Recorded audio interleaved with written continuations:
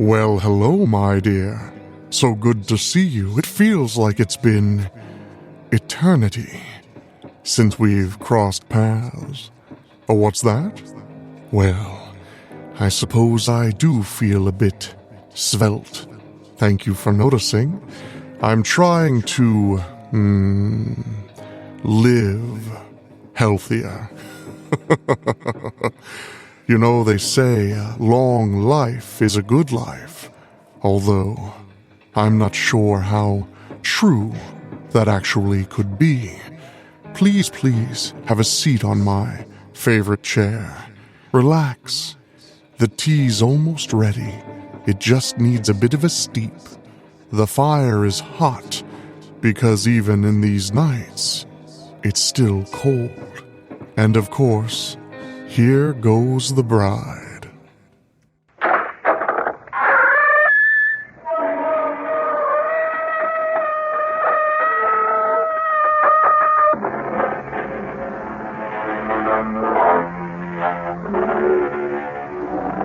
Come in. Welcome. I'm E.G. Marshall. Welcome to the sound of suspense, to the fear you can hear. This time around, we're involved in the supernatural. Any dictionary will give you several definitions. Supernatural, above and beyond the natural order of events, of or related to ghosts. Behavior caused by the intervention or by the action of a god on earthly affairs. Choose your own definition for this tale we are about to relate. No. They don't want me here. Something doesn't want me here.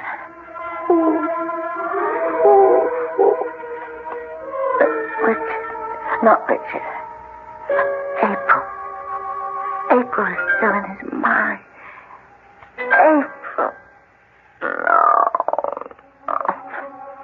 I don't believe in ghosts. I won't. No. Who's there? Who's there?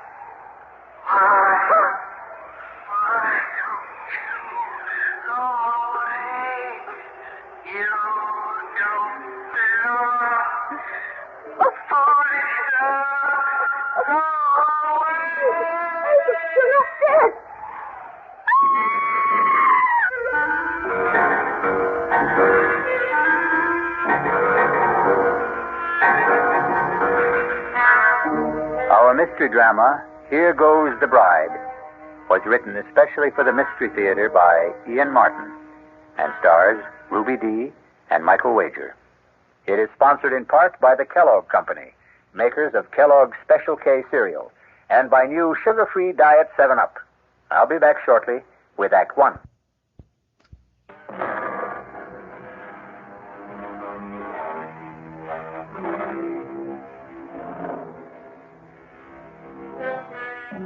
The supernatural doesn't always have to presuppose something totally beyond this earth. There are those among us who hover somewhere between earth and sky. The stars who light up our theater marquees or movie screens. All the human beings who have become, by extension, a little larger than life. This is the shocking tale about two of those. Richard. Yes, Jenny? It's such a lovely day. Can't we put the top down? Well, I don't want to take a chance on being recognized. Nobody will recognize me. Just do as I say, please. Oh, sorry to make you do the driving, darling, but that's why I had Juan leave my sister Lisa's car in Monterey. The damn snoop should know by now not to pay any attention to it. Does your sister look like me, Richard? Enough from a distance. Same colored hair. But not really. He's attractive enough, I suppose.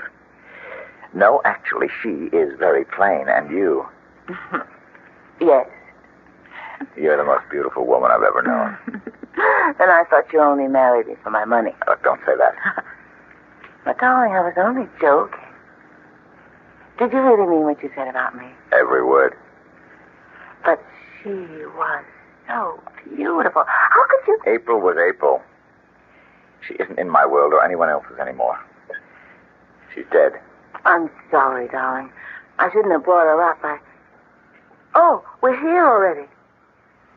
So, I'm about to see Richard Morgan's Folly at last. Don't let the wall spoil it for you. Ooh, it's like a fortress, barbed wire, broken glass. And the gate looks as though you borrowed it from the Bastille. Does it all have to be so hard? The price of privacy. What little we could ever get. The fans considered April and myself public property. But we could forget that once we're inside. From there, looking out, you can't even see the walls. Open the gate. I don't think I could even budget it if I knew how. Not manually. You see the little box on the visor? It's an electric gizmo. Just press the button on it. It's a magic castle. Enter, Your Majesty, and long live the Queen.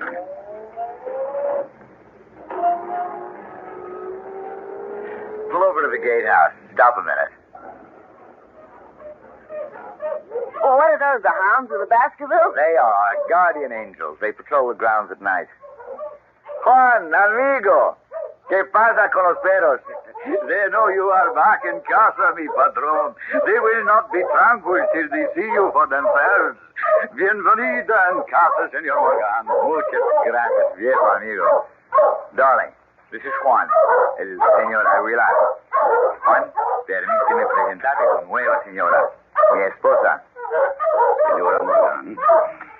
Juan, put the top down for the señora. I'll get the dogs quiet. Good to get some fresh air. Well, my husband didn't have any trouble quieting down the dogs. They're not really as savage as they sound. Are they one? They are trained to kill, Senora. Anyone who does not belong here? Oh, goodness. I hope they get to know me soon, then. If they learn to know you belong, you have nothing to fear. You've been here a long time? Since the house was first built. Then you were here from the beginning with Richard's first wife, April. See, A terrible tragedy for all of you. You must have loved her. she was la Señora de la Casa. I hope you won't blame me for trying to take her place.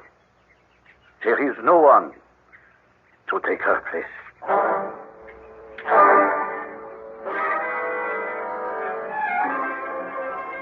Conchita? Sí, señorita. Here in the hall. Yes, Señorita Morgan. You didn't take her portrait down. La Señora? April? That is her place. I don't think my brother is going to agree with you. He is bringing home a new bride, you know. I know. Didn't he suggest it might be a sensible idea to clear away all the portraits and memories of April from around the house?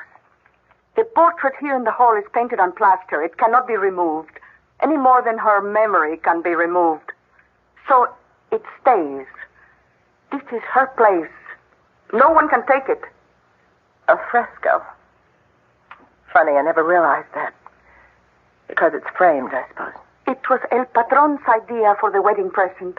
His way of saying, here's my love, which will never die, as it will never die for any of us. Except for my brother Richard. Maybe he thinks so. Maybe not. But once he returns again, I think he will know there is only one, La Señora.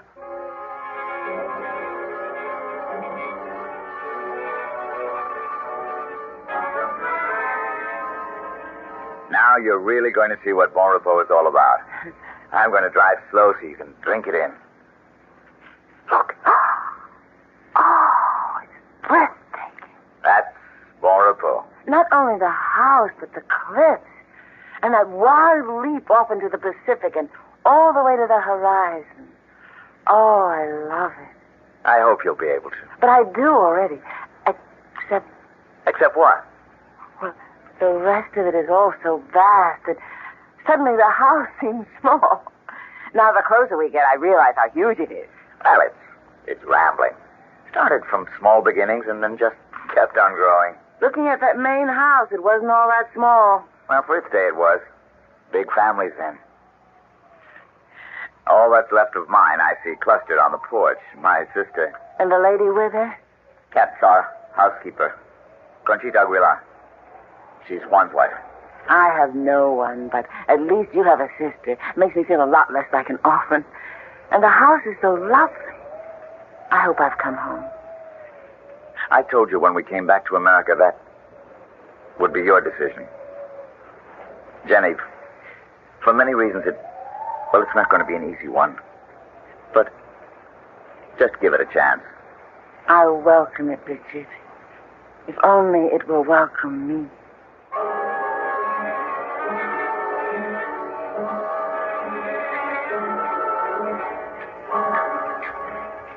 We flew straight from Japan to San Francisco. Then drove down to Monterey to pick up the car. Oh, it's so good to see you. Your bride is lovely. But you could have let us know about the wedding. Lisa, I wanted to keep it private, so we just sneaked off. More coffee, Jenny? Richard? No, I think I'll have some brandy. How about you girls? Not for me. I pass. Oh, it's a magnificent night. There's going to be a full moon. Damn dogs are all stirred up again. Jenny? Yes, Richard? Want to walk down with me and start making friends with them? Well, I'm a little tired tonight. I bet I'd make a better dog pal by daylight. Well, why don't you go ahead while I go up and get ready for bed? Well, you're the one they're calling for anyway. I've missed them. And it's nice to have been missed. Would you mind? I won't be over a half hour. I'll be waiting for you when you get back. I'll close the French windows. Don't forget to lock them, Lisa. No, leave them open. The breeze is wonderful. I'll see they get closed, Richie. I've been taking care of that for the last year. Take care of my bride, too, Lisa. Good night to you, Lisa. I'll see you later, Jenny. Well, a very sexy goodbye. Your brother is a very sexy man. Why hadn't you noticed? Well, why should I be the only woman in the Northern Hemisphere to have it escape me? Oh, Lisa. It's what makes my blood run cold sometimes. That and April. She can scarcely run you much competition anymore. Because she's dead. She is? Oh, not really. In so many ways, I'm terribly naive growing up in Japan, knowing so little of my native country. I was always aware that Richard Morgan was a star. After all, he was in Japan to make a movie. And I knew he'd been married for many years to April Sanders. It was only after I'd married Richard and come back to America that I began to realize I'd married into royalty. Not only that, but I'd rushed blindly into marrying the king without seeing that the queen is not dead. Oh, Jenny, don't be silly. The queen is very dead. Not in most people's memories. How did it happen, Lisa? How could that vibrant, overwhelmingly wonderful woman have met her death? Want to take a little walk, Jenny? I could use some air. Which way do we go? Oh, towards the sea. There's enough moonlight to light the way. Are you cold? Lord, no. I welcome the breeze. Well, where are you taking me? To the end of the world. What? Well, where April ended hers. You wanted to know how it happened, didn't you?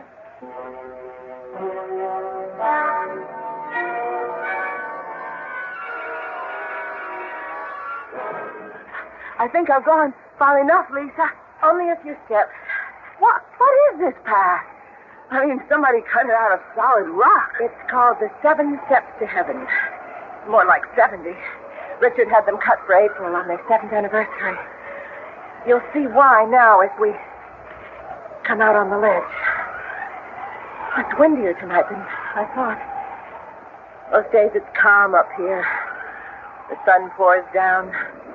You can lie out here on the ledge with the sea 400 feet below and drench in the sun as though you were the only person in the world. April treated this as a shrine. She was an inveterate sun worshiper. But it's sheer heaven, bathed in moonlight. If you look up, I can't see too much of the shadows looking down. The rocks are as jagged as teeth. 400 feet straight down. This is right where she fell. Spread-eagled on the rocks, broken and mangled, but speared by the sharp edges so even the restless sea couldn't wash her away. Oh, my God, Lisa. How could she have gone close enough to fall? She didn't fall. But the papers... That's the story that was given out. Conchita believes that Richie claims he does. Others are not so sure. Come on, this place gives me the heebie-jeebies. Let's get back to the house before Richie sets those damn dogs loose.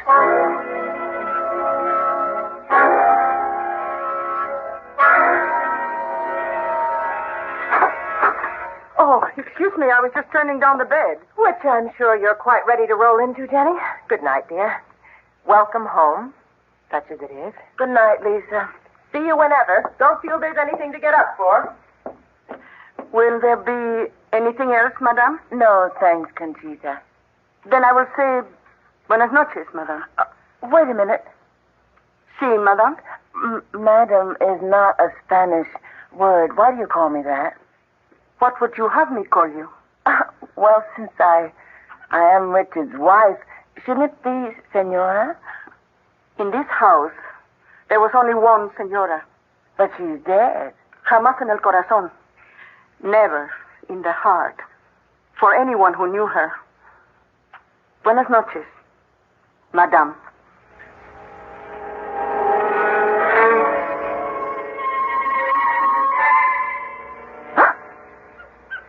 Richard?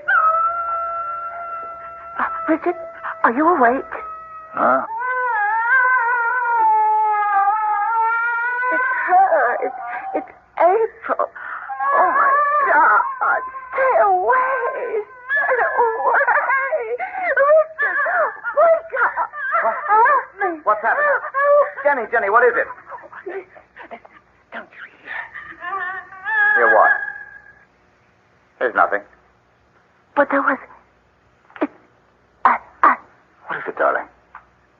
You look as though you'd seen a ghost. Not seen. I heard. It was her. April, your wife. Be quiet. You're my wife. April is dead. But she still doesn't want me here. Nobody does.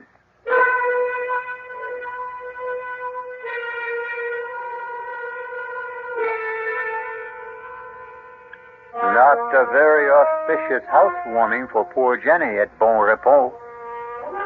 Bon Repos. A reasonable translation of the French is sweet dreams. But there will be few sweet dreams for Jenny, at least this night. As for others, we'll find out when we return shortly with Act 2.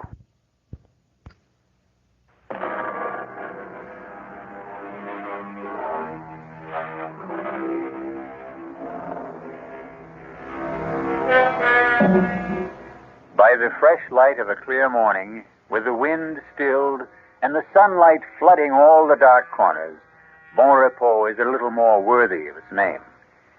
But Richard Morgan is having a difficult time selling that to his still shaken bride. Let a little light in. You'll feel better, Jenny. No, Richard. I'm still not over last night. Who was it?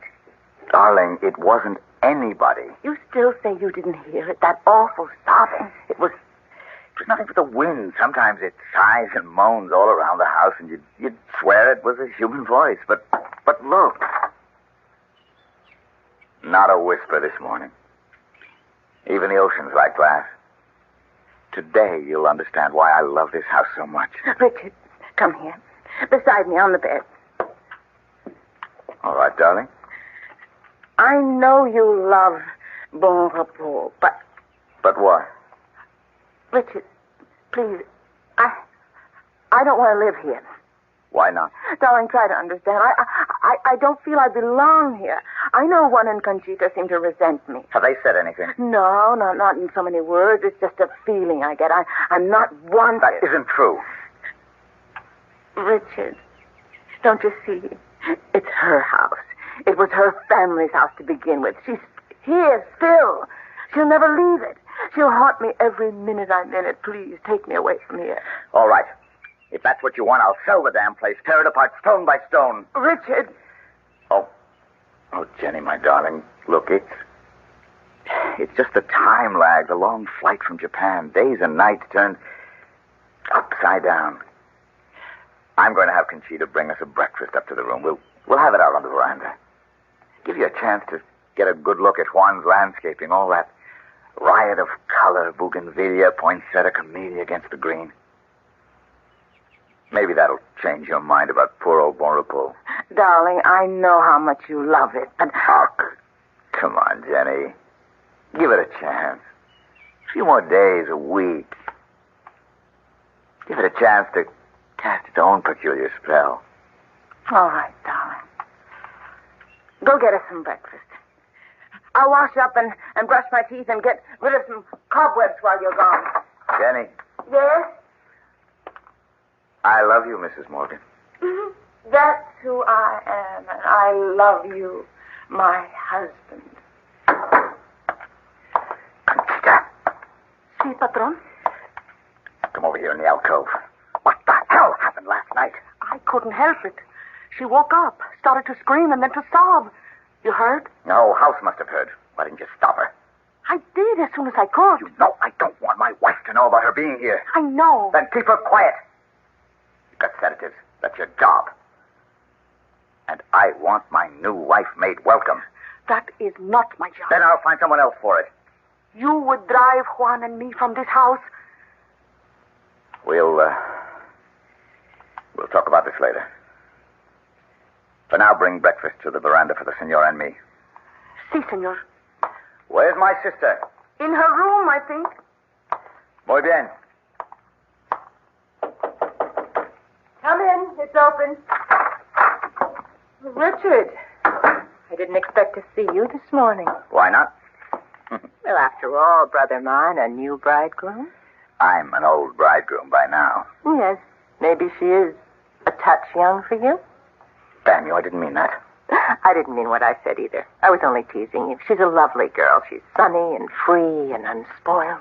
I want to keep her that way. What the devil am I going to do about her? Upstairs there, you heard her last night. Well, you know my feelings on the subject. Get rid of her. For good. I can't. After all, it's partly her house. God, why won't she die? It would be a neat solution to it all, wouldn't it? But it seems she just won't. I'm afraid you're stuck with her as long as your conscience holds you back. Please, for God's sake, don't tell Jenny about her. Just how long do you think you can keep her secret? Oh, I don't know. All I need is a few days, a week. By then, one way or another, it won't matter.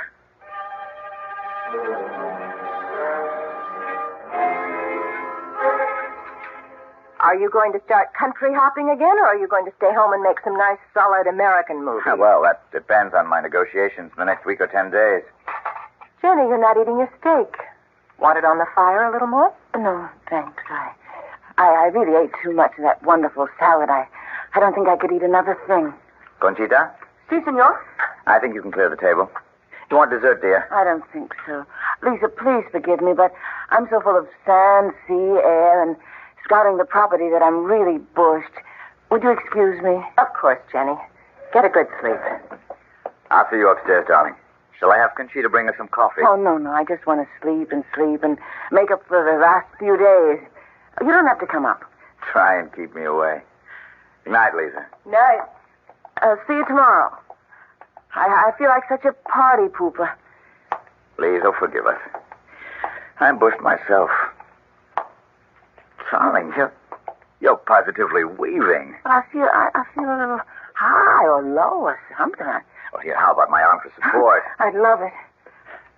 No good? No, fine. I was just... She was so lovely, Richard. Huh? Oh. April, the fresco. That damn thing, I wish I'd never dreamed it up. I promise you it'll be removed or covered or something. Oh, no, darling. It's too lovely to destroy. Besides, no matter what you do or anyone tries to do, the memory of April Sanders in our time can never be wiped out or erased. It's something we both have to live with. She was like Jean Harlow, Marilyn Monroe, Elizabeth Taylor. She belonged to the public. But you had her painted to endure forever.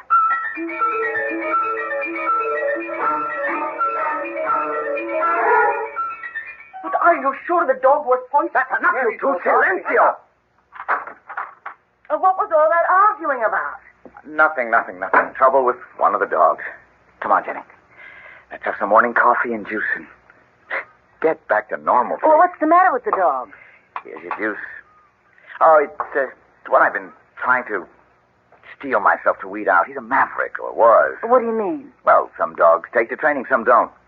This one, well, just never did. He's unpredictable, a natural-born scavenger. He picked up something from the garbage with a botulism, I guess. Anyway, he died this morning. But what could a dog... Now, look, don't take on about it. I'm going down to bring up some eggs and bacon. Why don't you set the table for us on the veranda? Of course, darling. The steak. I didn't eat. Is that what poisoned him?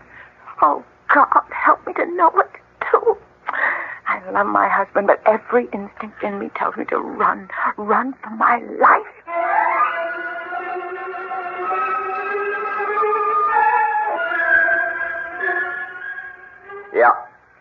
Yep, sure, JB. No, I don't like it, but if it's the only way, I'll be there. Yes, right away. No, I'll drive down. It's almost dark already, so I'm not taking much of a chance. What? Well, yes, thanks, yes. I'll stay with you overnight and come right back. You're going to Los Angeles? What? Oh, just overnight, darling. But take me with you. Oh, Jenny, I can't. This is all strictly business. And I stay here alone? I'm not alone. Lisa's with you. Thank God for that. You have nothing to worry about. Of course I haven't. Go, do what you have to do and come back to me safe. And you stay safe for me to come back to.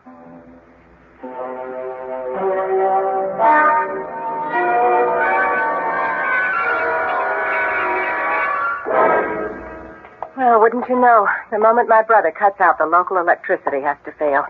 Here's your candle, Jenny. Want me to come in with you? No, I'm fine. Oh, there are plenty of others in the candelabra. They can burn all night. I won't need them. That good night drink we had has curdled my brain. No, me too. I don't know about you, but I'm sailing. Maybe there was something in Conchita's Horas Comportia, but I'm positively lightheaded. Well, whatever it was, thank God for small favors. I'll sleep sound tonight. If I can just find the bed. Whew, I'm really high as a kite. And no reason for it. Whatever it is, don't let Conchita see me like this. See me to bed, Lisa.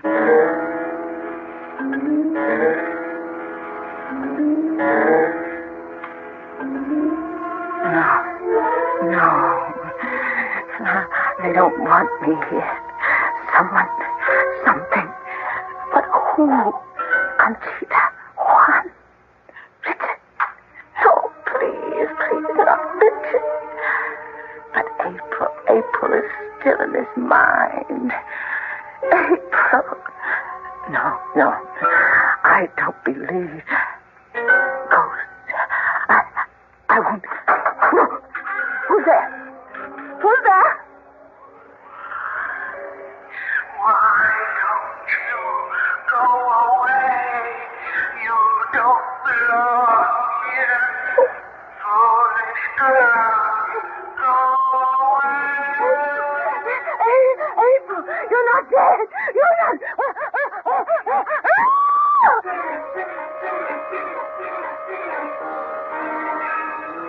Moving towards the bed was the dead woman, April Morgan. But what a travesty of that beautiful woman. A face gaunt and haggard, the eyes staring blankly from the desiccated skin, a hellish ghoul raised from the year-old grave. No wonder Jenny mercifully passed out. We'll return shortly with Act 3.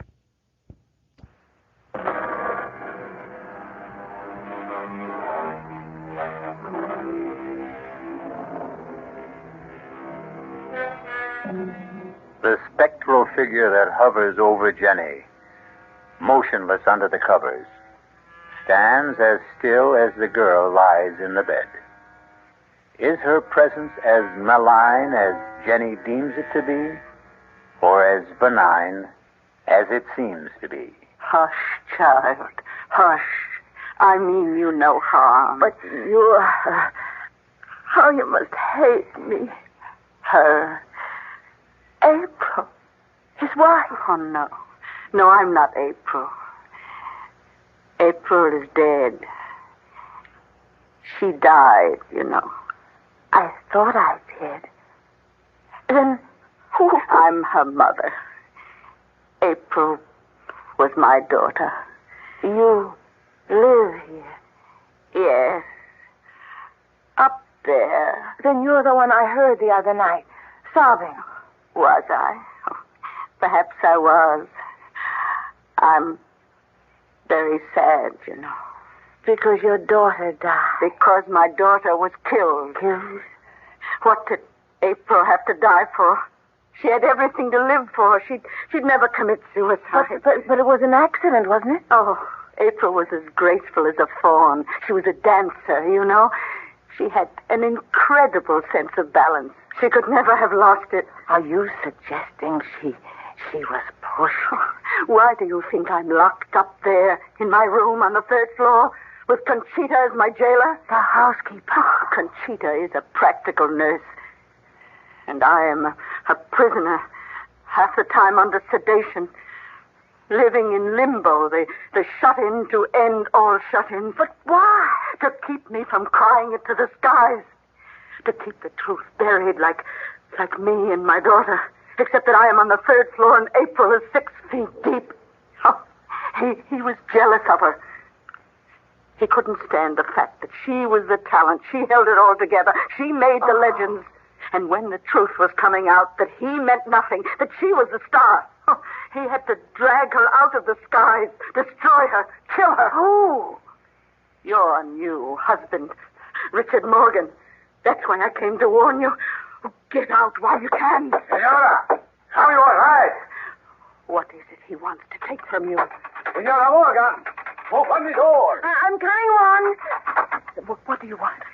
Are you rich? Yes. Are you coming, Senora? Then run like the wind. He will kill you. Just as he did April.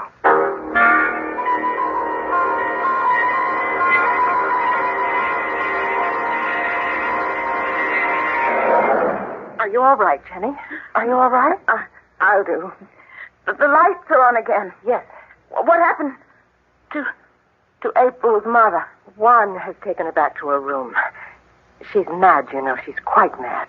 She accused Richard of killing April. It's her obsession. She should be institutionalized, but Richie, well, he could never hurt a fly. But I don't understand why. Now what? Headlights coming up the drive. Must be Richie. I better go down and let him in.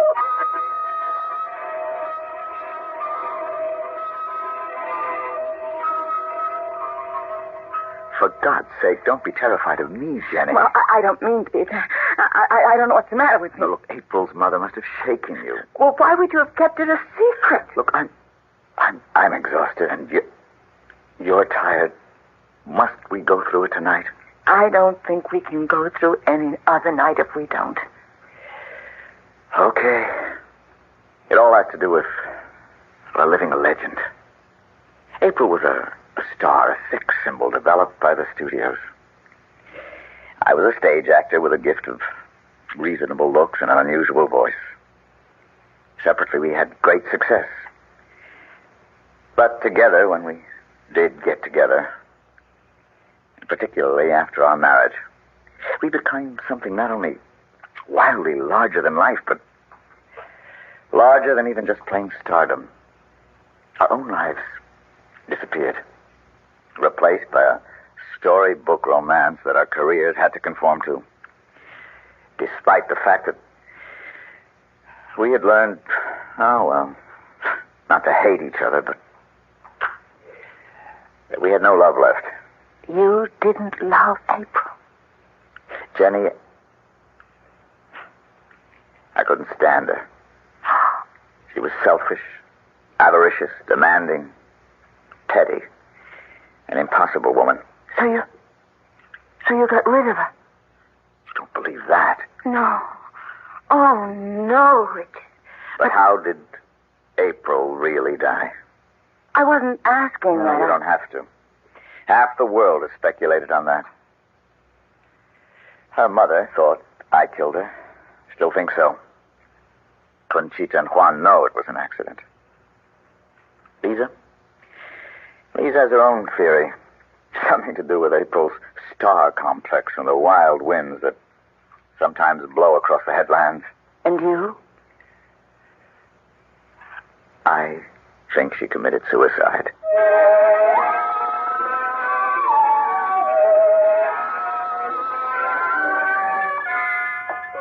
Buenos días, Conchita. Buenos días, señor.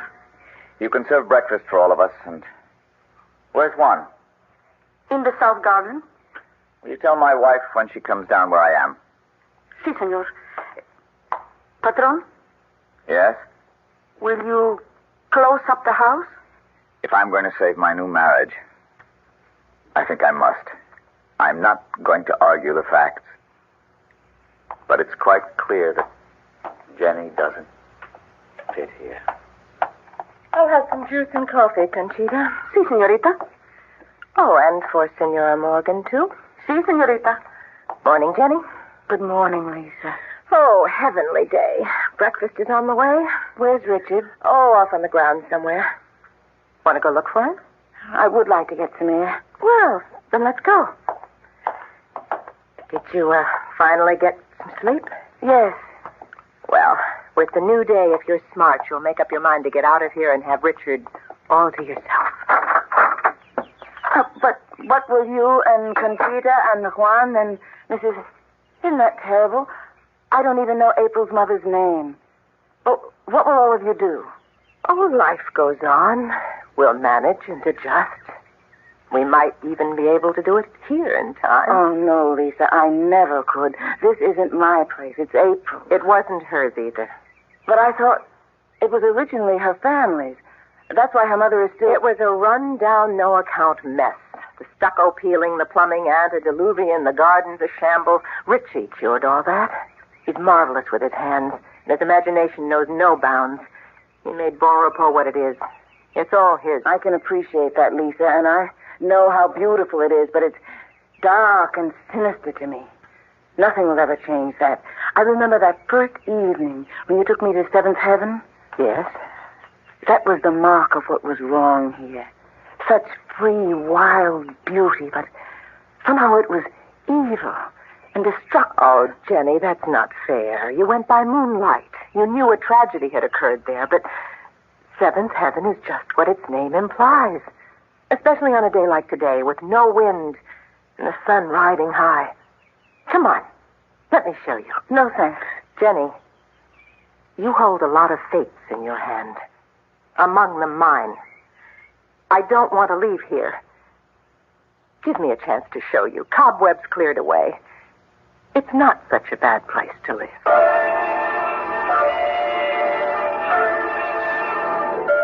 Conchita? Si, senor. Where is the senorita? They went out in the garden towards the water. They? Your sister and your wife.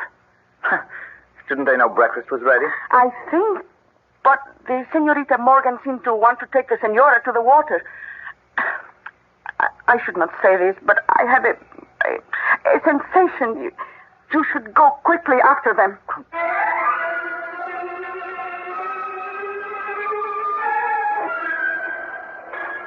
I really don't know why you insisted on me coming up here. I won't change my mind, Lisa. Even now, looking out here at that incredible view? I told you I didn't like height. You know, Jenny, you're a little person with no stature.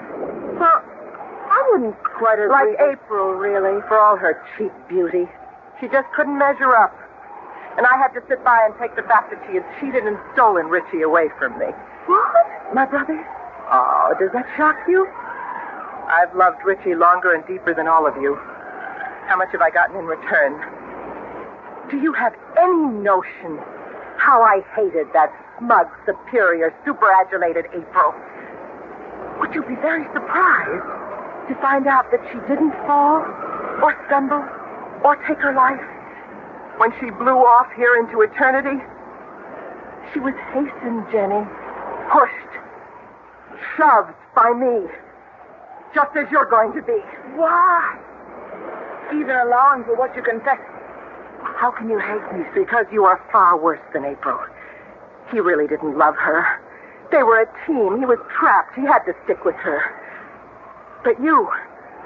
No, you're different. Because he loves me? Because with you, there's no chance for me. There's no chance at all. How could there ever be? I don't have to share his bed, only his life. I could have been the one to care for him, to console him, to love him. Love him, damn you. It'll never be you. Never anyone. Wait. Do you even... You can't stand against me any more than April could. You are going over. Down the road. Look, put that glass plate down. It's a marvelous weapon. Hang on to it if you want to. Take it with you, but you're going. Hey, you over there? Yes, too late. Hurry. If I cannot have you, nobody can. Oh, for God's sake, Lisa, what are you doing? Give me that plate.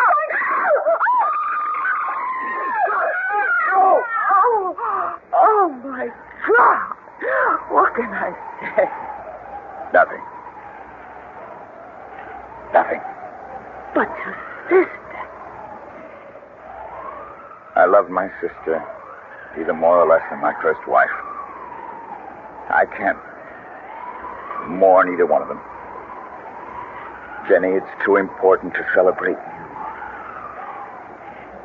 you. It'll take some time to straighten out my affairs, but once we do, you and I are going to enjoy our private life. You'll still be public property. No. My new deal as a director. I'll never act again. Not even for me.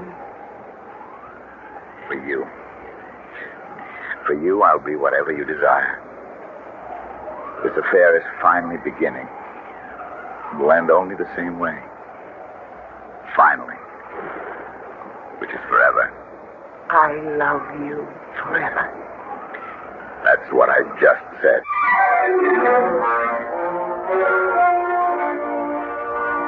The walls still stand about Bonrepos, but the barbed wire and broken glass are gone from the parapets.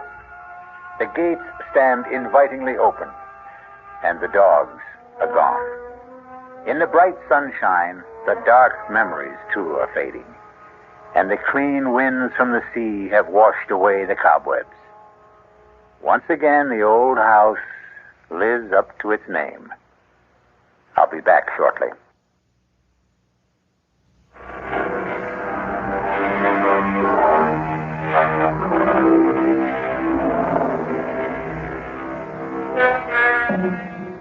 So again, we return full circle to our definition of the supernatural as it applies to tonight's tale, of or related to ghosts, behavior caused by the intervention or by the action of a god on earthly affairs. Well, April Sanders was both ghost and, by our modern standards, goddess.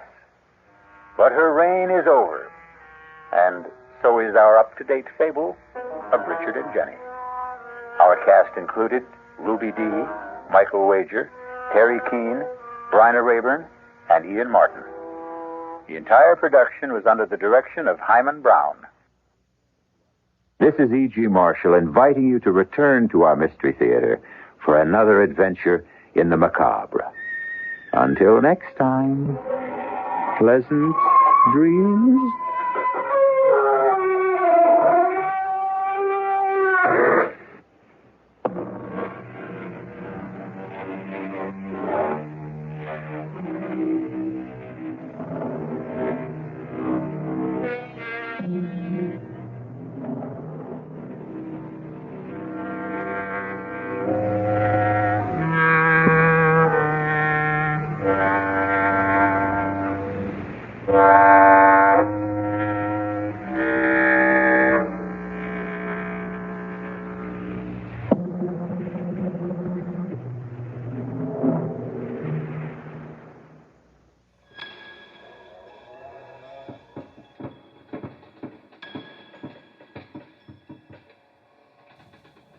My dear, did your imagination run away?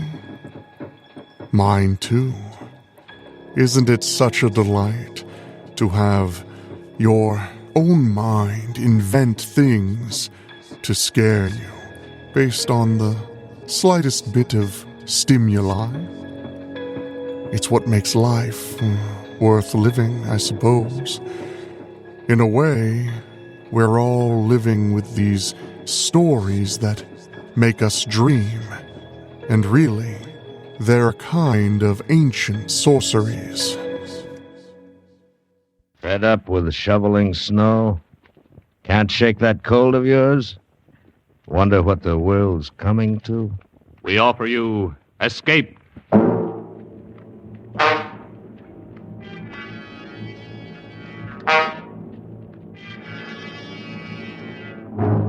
You are alone in a remote village on the Welsh border, surrounded by silent townspeople who are watching and waiting for you to decide to lose your soul.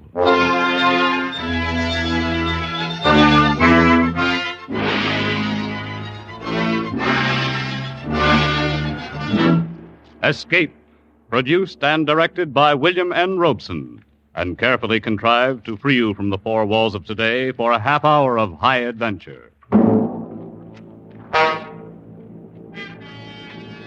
Tonight we escape to a remote section of Wales and a strange village between two worlds, as Algernon Blackwood described it in his eerie story, Ancient Sorceries.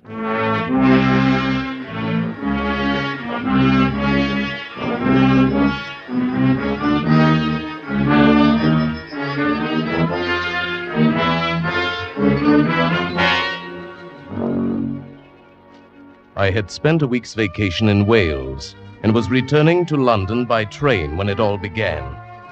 It was late afternoon.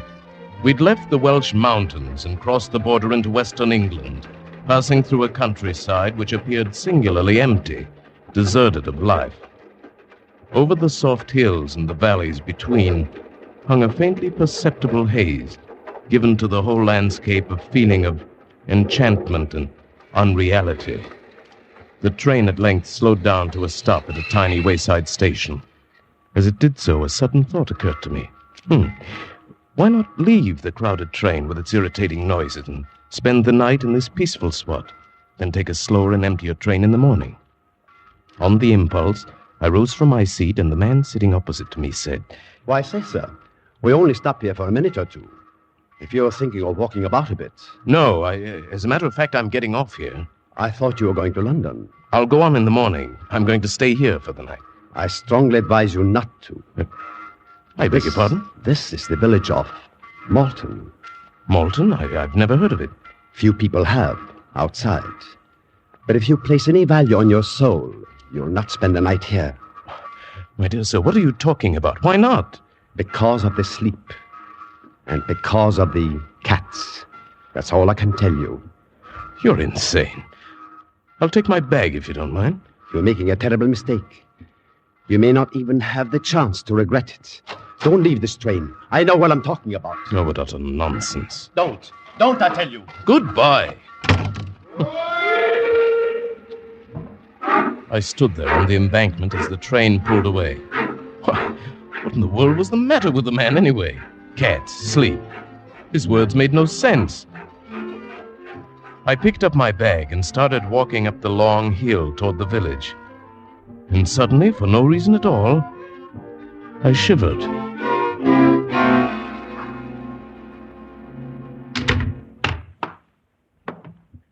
Hello? Hello, is anybody here? Yes? Oh, I didn't see you at first. Is there something I can do for you, sir? Why, yes, I saw your sign outside the Inn of the Golden Bough. I should like to get a room, please. You're planning to stay here? Why, yes. Very well. You may sign the register. Here. Thank you. I'm going to catch another train and go on in the morning. Oh, yes, of course. There, well. Arthur Llewellyn. Llewellyn? Yes, from London. Arthur Llewellyn. You've been a long time coming back. What? But now that you're here, you'll find there are some things that never change. Madam, I'm afraid I don't know what you're talking about. You rang, madam? Where did you come from? Dundreary, the gentleman would like a room for the night. His name is Arthur Llewellyn. Aye, so it is. Welcome back to Malton, sir. Huh?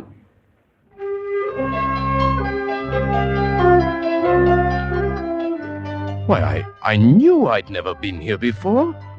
What was it all about? First the man on the train, and now these people. Were they crazy, or was I? I left the inn and walked along narrow cobbled streets, beneath quaint gables leaning out from the silent, shuttered houses, through dappled pools of light and shadow.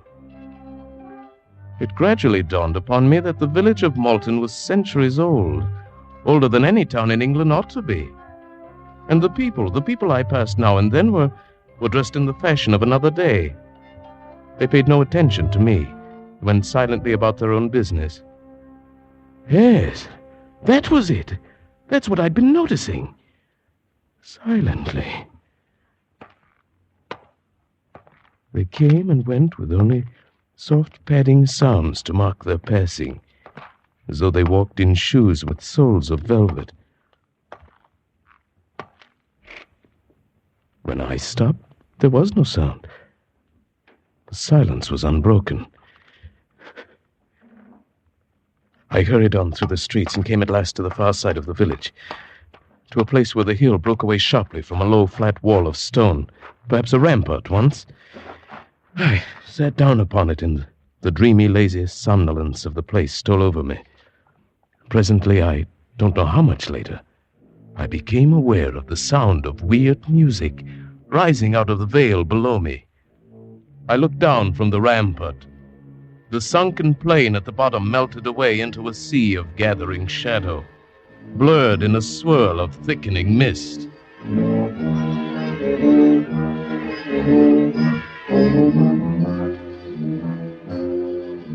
I thought of dead trees swept by the night wind, of animals with half-human voices singing to a white moon, of the wailings of cats on the roof tiles at night, of unearthly creatures far off in the sky calling to one another in chorus.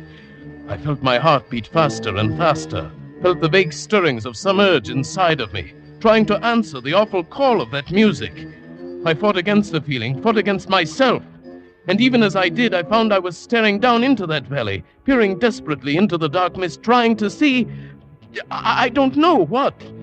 And then suddenly, the music ended. I stood on the rampart alone, dusk fallen around me, and the early night wind moaned with a chill breath. Quick terror rose up in me. I turned and ran through the darkened streets, ran with my heart pounding, dodging its shadows, through one dim alley after another, and arrived at last panting and almost breathless at the door of the Golden Bower. You've been a long time returning, Mr. Llewellyn. It's past 7. Oh, yes. I guess I walked farther than I meant to. I didn't realize it was so late. You heard the music, didn't you? Yes. Strangest music I've ever heard. How did you know? Who plays it, anyway? Then you didn't remember it? No. Why should I? The thing was becoming irritating, this quiet insistence that I was someone else. I went into my lonely dinner and ate as quickly as possible. Then, taking the candle Dundreary gave me, I crossed the lobby, climbed the stairs behind the desk, and walked past silent doors down the long empty hall that led to my room at the end. I was halfway to my door when suddenly the flame of my candle went out. I stood stock still in the pitch blackness, fumbling for a match. At that moment I knew that someone, or something, was there with me in the darkness. I held my breath and listened. There was no sound, no movement. I reached out and felt the wall and moved along it, feeling my way in the inky blackness. It was then I touched it. Near my face, another soft, warm, yielding, and alive. Who? What is it? It is I, Ilsa. Who? Ilsa. Don't you remember me, Arthur? No. No. But wouldn't you like to remember me? Don't you want to see me again? To look at me? No? I don't know. But not tonight, Arthur. Perhaps tomorrow. Tomorrow. Tomorrow. Tomorrow. I stumbled blindly through the door of my room and shut it behind me. I lit the candle and flung myself across the bed. The room was small, with one shuttered window, and the light of the flame flickered on the walls and ceiling. I stared at the hand that had touched her out there in the dark hall. I lifted it up to my face and smelled of the barbaric scent that still clung to my fingers. It was evil, maddening. The candle sputtered and burned, and the melted minutes dripped away. Who was I? Who were these people? Who was Ilsa? I fell asleep finally, and dreamed of soft-moving creatures, and the silence of life in a dim, muffled world devoid of all feeling but ecstasy. And I dreamed, too, of cats.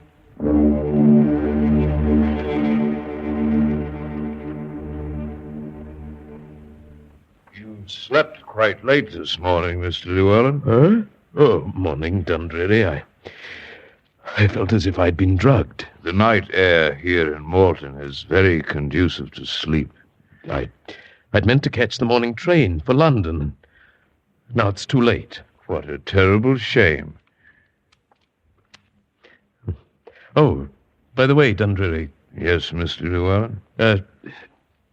Do you, I was wondering if you'd know anyone by the name of Ilsa. Ilsa happens to be my daughter, Mr. Llewellyn. Oh, I didn't hear you come in. I hope you were able to sleep well, without any unpleasant dreams.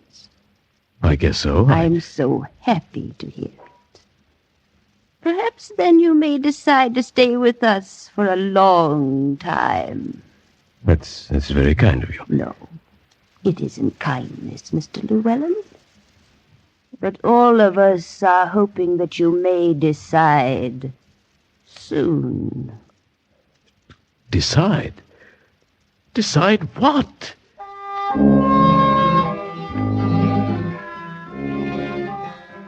It was no use. None of them would answer my questions.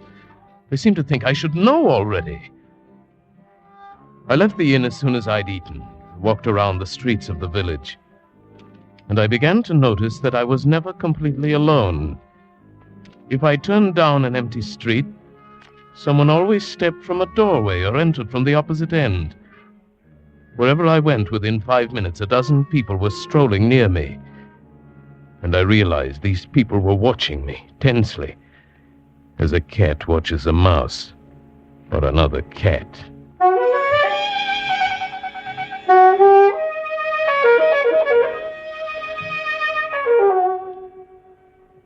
It's quite fortunate you came back early, Mr. Llewellyn. Your dinner this evening is a rather special one. Special? What do you mean by that? You are to have a guest. Huh? Who? An old friend. She's coming now. The girl who came toward us across the room was lithe and slim, and she moved with the sinuous grace of a young panther. She was lovely, exotic, and terrifyingly beautiful. May I present Mr. Arthur Llewellyn, Miss Ilsa? He's been with us for 2 days. Yes, I know. My mother told me. May I sit down, Mr. Llewellyn? Hmm? Oh, Yes, please do. Here, permit me. Thank you. Miss Andre. Thank you, Miss Ilsa. Then you're Ilsa. Yes. Don't you remember me, Arthur? From last night. It was you last night, wasn't it? Yes. And other nights. Can't you remember all the other nights? No. No. Then we shall have to try that much harder. It's been such a very long time. Please, Ilsa, what is it all of you talk about? I don't understand any of it. You will, Arthur. Unless you leave, of course. Weren't you planning to take a train to London in the morning? Yes. No. No, I've changed my mind. I'm glad you did. We'll try to make you happy here, my mother and I. And then perhaps you'll stay a long, long time. No. I must leave for sure in a day or two. Suppose we wait and see. And meanwhile, if there's anything you want, all you have to do is ask me. All right. Why don't you tell me about... Yes, Arthur? About what? No. No, I don't want to know. I don't want you to tell me. Suddenly I realized I was afraid to know. Afraid. I should leave now, but I couldn't leave. It was Ilsa. She attracted, repelled, fascinated, and horrified me, all in single flashes of blasting emotion. I felt the presence of a great gray curtain ready to roll back at any moment and leave me on the brink of an awful adventure. I knew the village held its breath, watched and waited, and then on the evening of the 5th day, the whole ghastly secret exploded into hideous life. After dinner, Ilsa had asked me to walk with her. It was the first time I'd been outside the inn after dark. We walked through the village in the moonlight, saying little, and came finally to the stone rampart above the sunken plain. We were quite alone. Look, Arthur. It's a full moon tonight. Do you know what that means? Yes. It means I can see more clearly how beautiful you are. Do you really believe that? Do you think I'm beautiful? Like a soft, sleek leopard in a warm jungle of shadows. But wait, I'll see you even better in a moment. Arthur, what are you doing? These dry leaves by the wall, they'll make an excellent bonfire. There, you see? No. No. What's wrong? The fire. No, Arthur, put it out. All right, Ilsa. There, don't worry. It's all right. But I had a chance to get started. There, you see, it's all out. Yes, I see. Ilsa, why did it bother you so much? Don't you remember? Don't you remember the fire? No. What fire? Oh. No. Don't talk of it. Look at me instead. Look at me, Arthur. Yes, Ilsa. Arthur, do you love me? Yes. Yes, Ilsa, I love you. I love you and I want you. I'm glad. That means you'll come back to us then? I don't know what you mean, Ilsa. You can know everything. Tonight, if you want to. Yes, I do. You must know a part of it already. Down inside. You must remember some of it, don't you? Yes. It's like something buried for centuries inside of me, and now it's beginning to come alive. Let it come alive. Don't fight against it. You belonged to us once long ago, and you still belong. Yes. I seem to know that. That's why you came back. You heard them calling. You heard me calling. And you came seeking the old life again. Yes. But Ilsa, I'm afraid. Are you afraid of me? Look at me. Ilsa. Kiss me.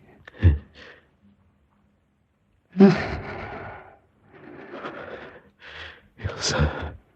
Will you live the old life again with me tonight? Yes, yes. I've known that you would because I own you, Arthur. You belong to me and I want you and I shall never let you escape from me again. Yes, yes. Go back to the inn then. Wait for me, Arthur. I shall come for you. Tonight.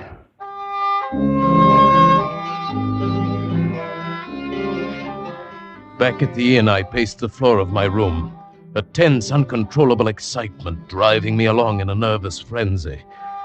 The dry crypt of memory broke open, and all the things I'd hidden away for centuries poured into my consciousness. I knew now why I'd come here. I knew what I was going to do. And I knew that I was lost. I sensed the rising stir of movement throughout the inn, and outside in the courtyard below my window. I knew what to expect when I threw open the shutter.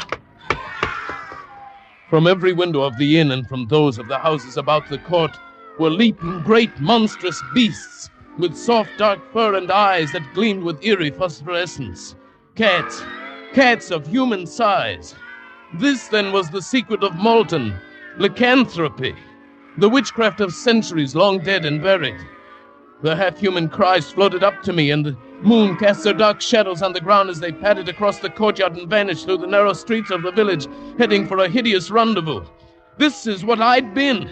This is what I wanted to be now. I scarcely heard the door of my room open behind me. Are you ready, my love? Shall we join them? Ilsa. Here, Arthur. The sacred balm, made of vervain and mistletoe and blind things out of the sea. Remember? Yes. Yes, I remember. Take it. Use it. We'll change now, transform, leap from the window and join them. Lead us again, Arthur. Yes, but not here, Ilsa, not yet. Wait until we get there. Then we'll change. If you wish. Come then, Arthur, to the stone wall above the grove. That's where we'll change, on the stone rampart.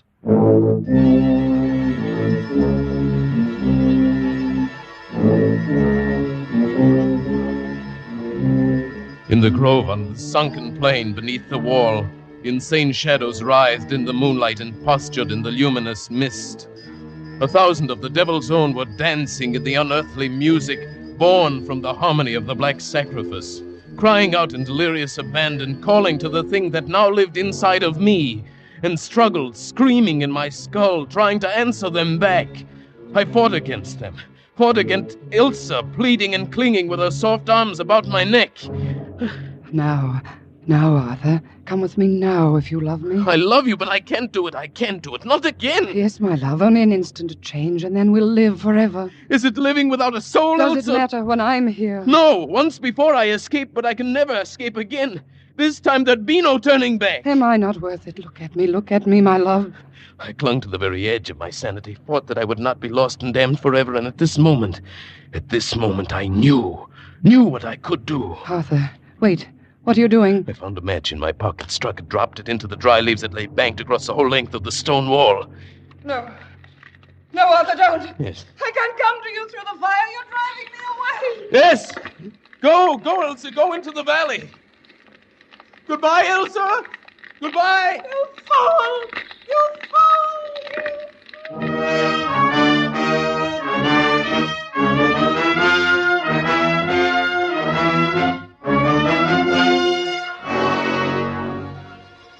I turned from the wall of flame that for a few minutes would shut me off from the valley, ran through the moonlight streets, not back toward the Inn of the Golden Bower, but down the long road that led away from that cursed village of Malton.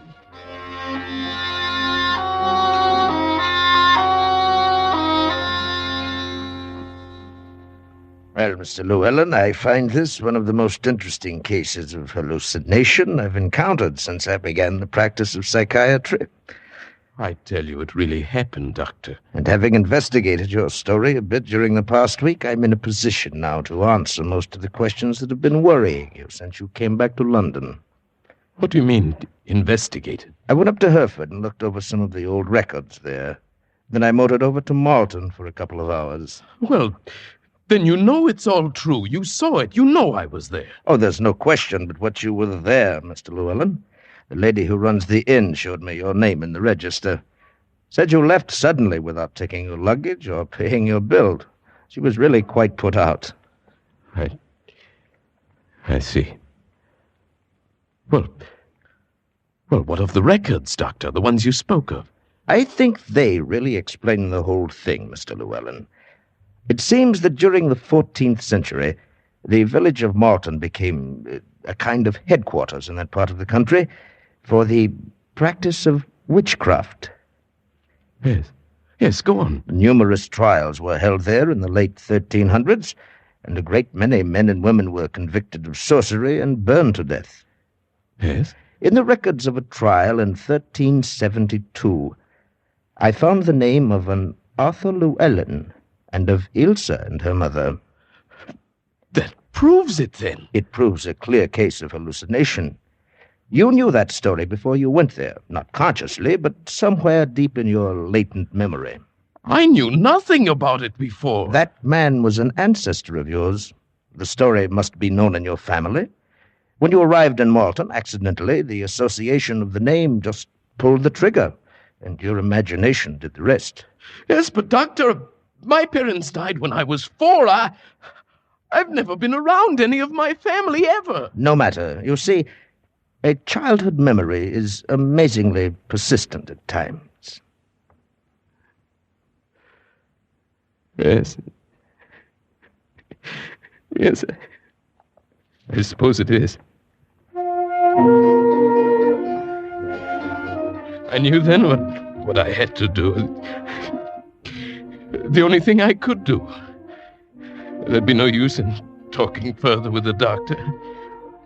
He'd find some phrase of science to cover everything. He'd even try to explain away the mark I still carried across my shoulder where Ilsa had thrown her arm about me in those last mad minutes on the rampart. A mark that was covered with soft gray fur like the fur of a cat. I knew now what had to be done, and what must be done while I still retain my sanity. One last act, final and irrevocable. An act that begins by walking into the railway station at Charing Cross. Good evening, sir. May I help you? Yes. I'd like a ticket to Malton, please. Malton? I don't believe It's a little village on the Swansea line near the border of Wales. Oh, yes. Here it is. I don't believe I've ever sold a ticket to Malton before. I don't doubt it. Let's see. 4 and 6, single fare, first class. Did you wish a return trip, sir, or one way? What did you say? Oh, I'm sorry. Make it one way.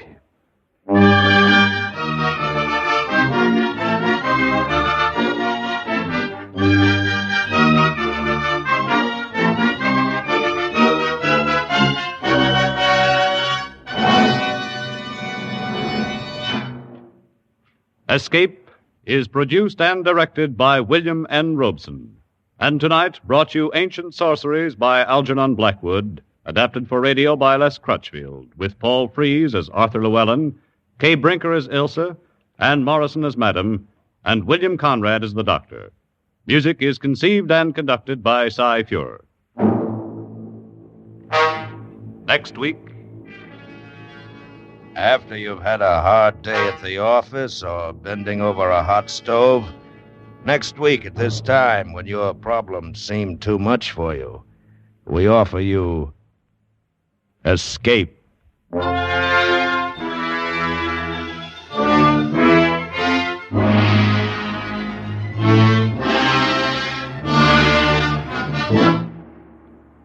Next week, we bring you another exciting story of high adventure. Good night, then, until the same time next week, when once again we offer you Escape. This is CBS, the Columbia Broadcasting System.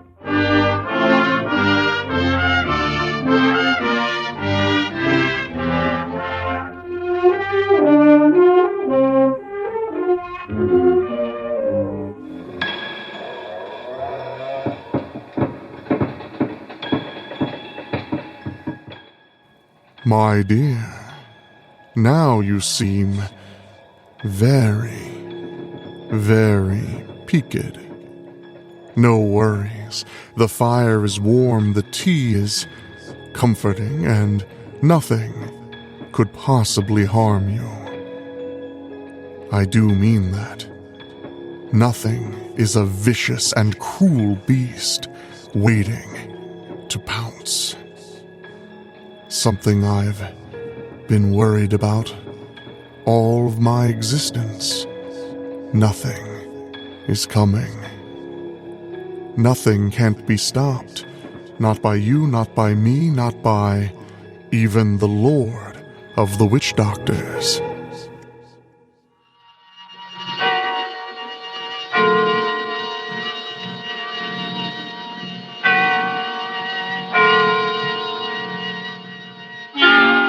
Suspense.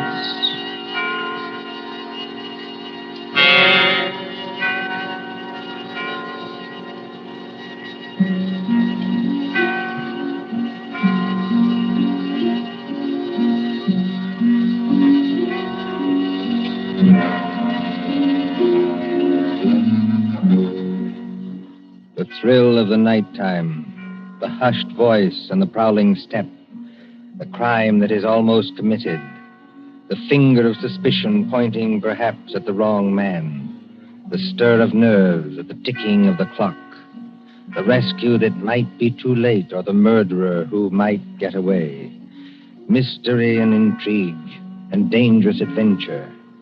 We invite you to enjoy stories that keep you in suspense.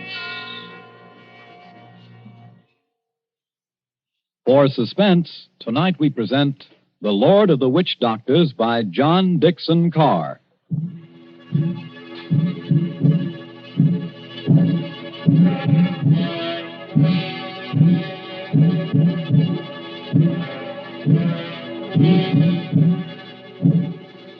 The drums were beating that night. The Lord of the Witch Doctors was on his way. 20 miles off the East African coast, fanned by the blistering heat of the Indian Ocean, lies the island of Zanzibar. Here, many years ago, To be exact, in the year 1889. 3 nations were rivals for imperial German eagle. At Mogadishu were the Italians. A mixed population boiled along that coast, Portuguese, Arabs, Swahili. On the island itself, Sayyid Khalif, Sultan of Zanzibar, ruled the remains of a once mighty empire. Mohammedan Bantus of the tribe of Zeng. Look over there, in the moonlight. That white building, patched and rotted, was the palace where Sayyid Khalif lived with his fat wives and his captive lion. Not far away on the hill overlooking the harbor stood the British Residency. The British resident, or crown official, held uneasy sway against German and Italian influence. And at the Residency on that hot night long. Martha. Yes, Father? Come away from the windows, please. But, Father, those drums are on the mainland. Never mind. 20 miles from here. I'd rather you stood back. It's the fires I don't like, sir.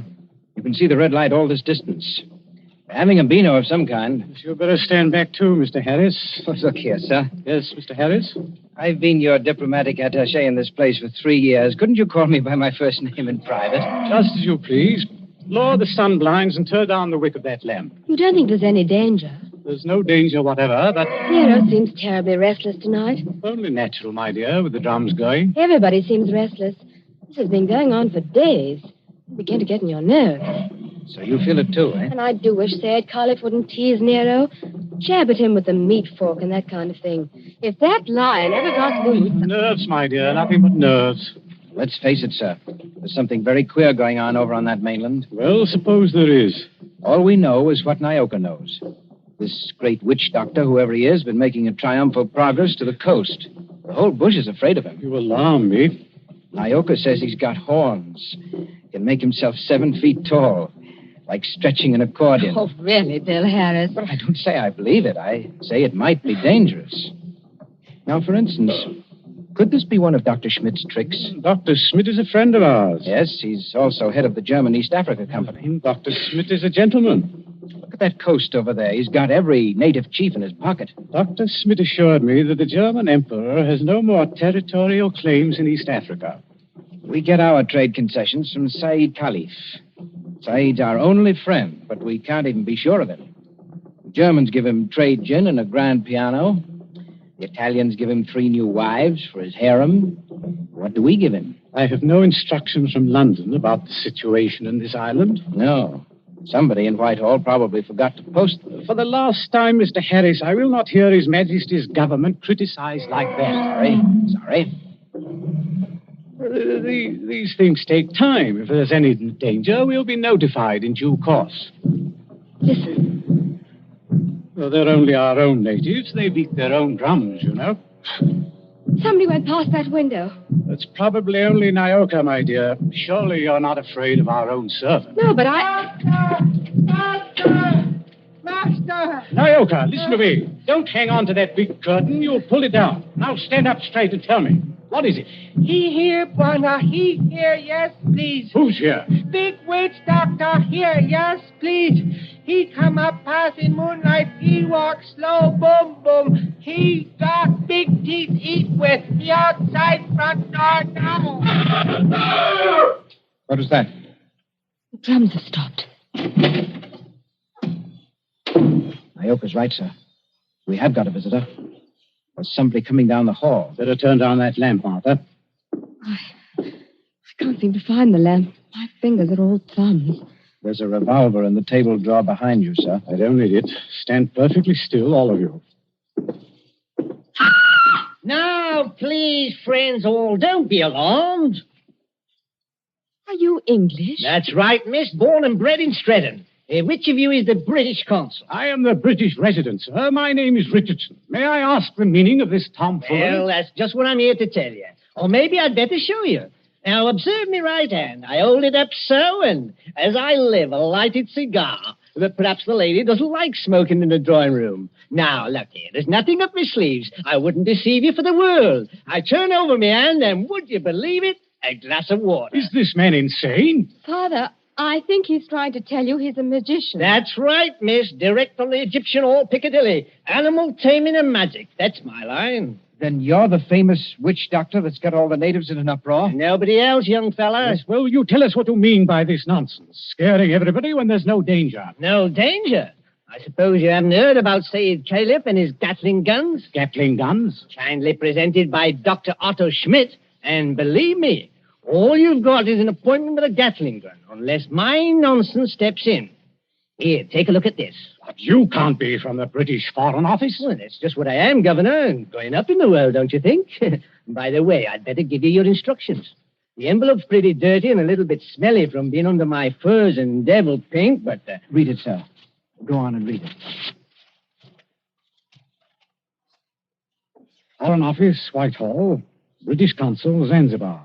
Bearer of this letter, the Great Mephisto. That's me. Real name, Barney Hicks. They must be out of their minds. Are they? Listen, old man. I've been 3 weeks in that jungle with a Swahili interpreter. I've been bitten and stung and fried to death. But Schmidt or no Schmidt, I've got those native chiefs just where I want them. You see what happens when I announce I'm a friend of the Great White Queen?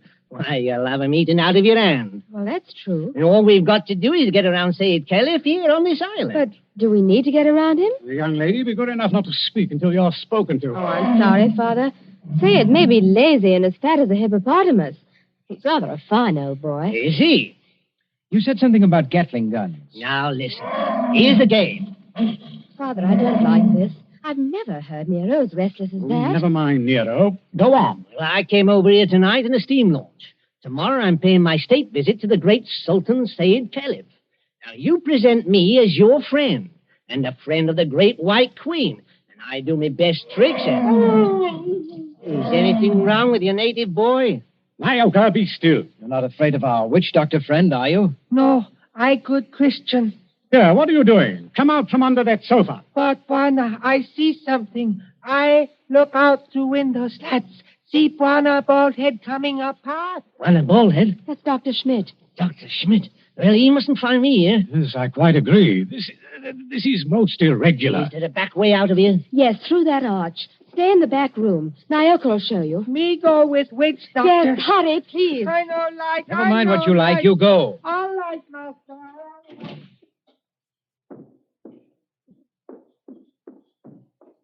It's all right, they've gone. Yes, about time, too. Good evening, Dr. Schmidt. Pleasure to see you. Always a pleasure to see you. My friends, I wish I could say it was such a pleasure to see you. Isn't it, Doctor?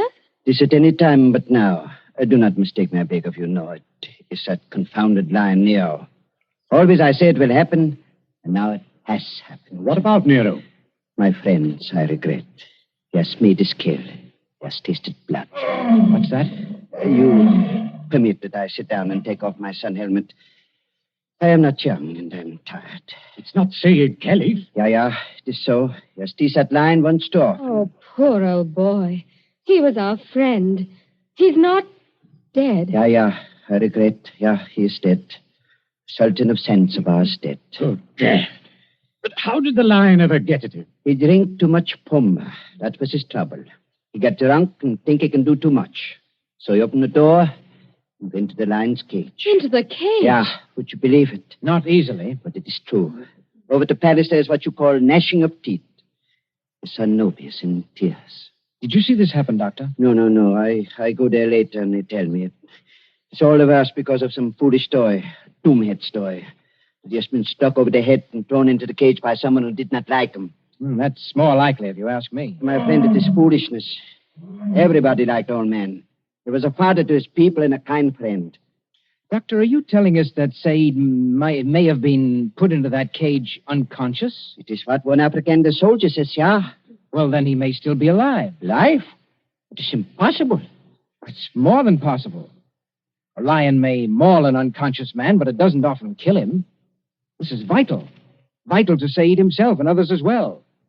You're a doctor. Can't you go and make sure? My friend, I regret. I am not that kind of a doctor. Harris, you may be right. I think I'd better go myself. Yes, that's a good idea, sir. I'll stay here and entertain Dr. Schmidt. Unless, of course, he wants to go, too. No. I think I do not like sights of that sort. I have a tender heart and I have illnesses. Besides, you can do nothing. I tell you, he is dead. Yes, we'll see. Martha, you'd better come with me. Your nurse's training may be of some use at last. Of course. Hadn't we better go the back way and speak to Naoka? Yes, Naoka mustn't be troubled in that back room.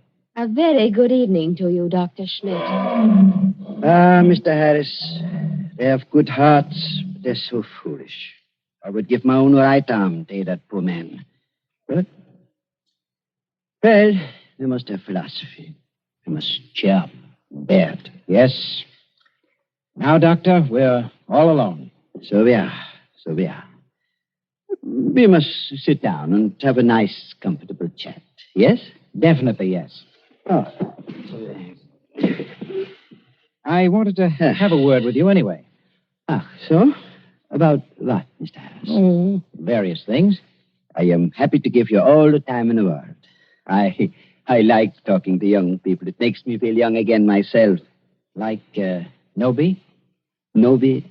Said Caliph's eldest son, the new Sultan. One fine young man. For a savage. Yes, but weak, easy to manage. And very fond of his father, too. It's a wonder he didn't have the lion shot after they got the body away. Shot with what, my friend? I beg your pardon, Himmel. I do not consider the matters funny. No. But shot with what? These brutes, they have nothing but loading muskets. Kill Nero with those? No. Suppose they had Gatling guns. Pardon?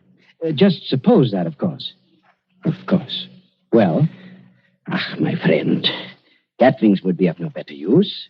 You only wound. To kill a lion, you must reach the eye or heart with a high-power bullet. What is the matter with us? Why are we talking of these things? Talking of death, you mean? Of Said Caliph, who gave all the trade concessions on Zanzibar to the British? My friend, I was talking about express rifles. Look here, don't you find it warm in here? Yeah, a little. Yes, it smells of animals' fur doesn't it? I'll just raise those sun blinds. No. You must not trouble yourself to do that. It's no trouble. I beg of you not to trouble. It is not necessary. Doctor, you've been mopping your forehead ever since you've been here. A little fresh air never hurt anybody. Here. Isn't that better? Much. Why not sit down, my boy, and we have a nice chat? Fine enough night. No smell of the animal's cage here. My friend, you talk like a hunter. Yes. Or a victim. Yes, it's a fine night. At least for this part of the world. Fire's still burning on the mainland. I wonder if that's a good sign. Of what?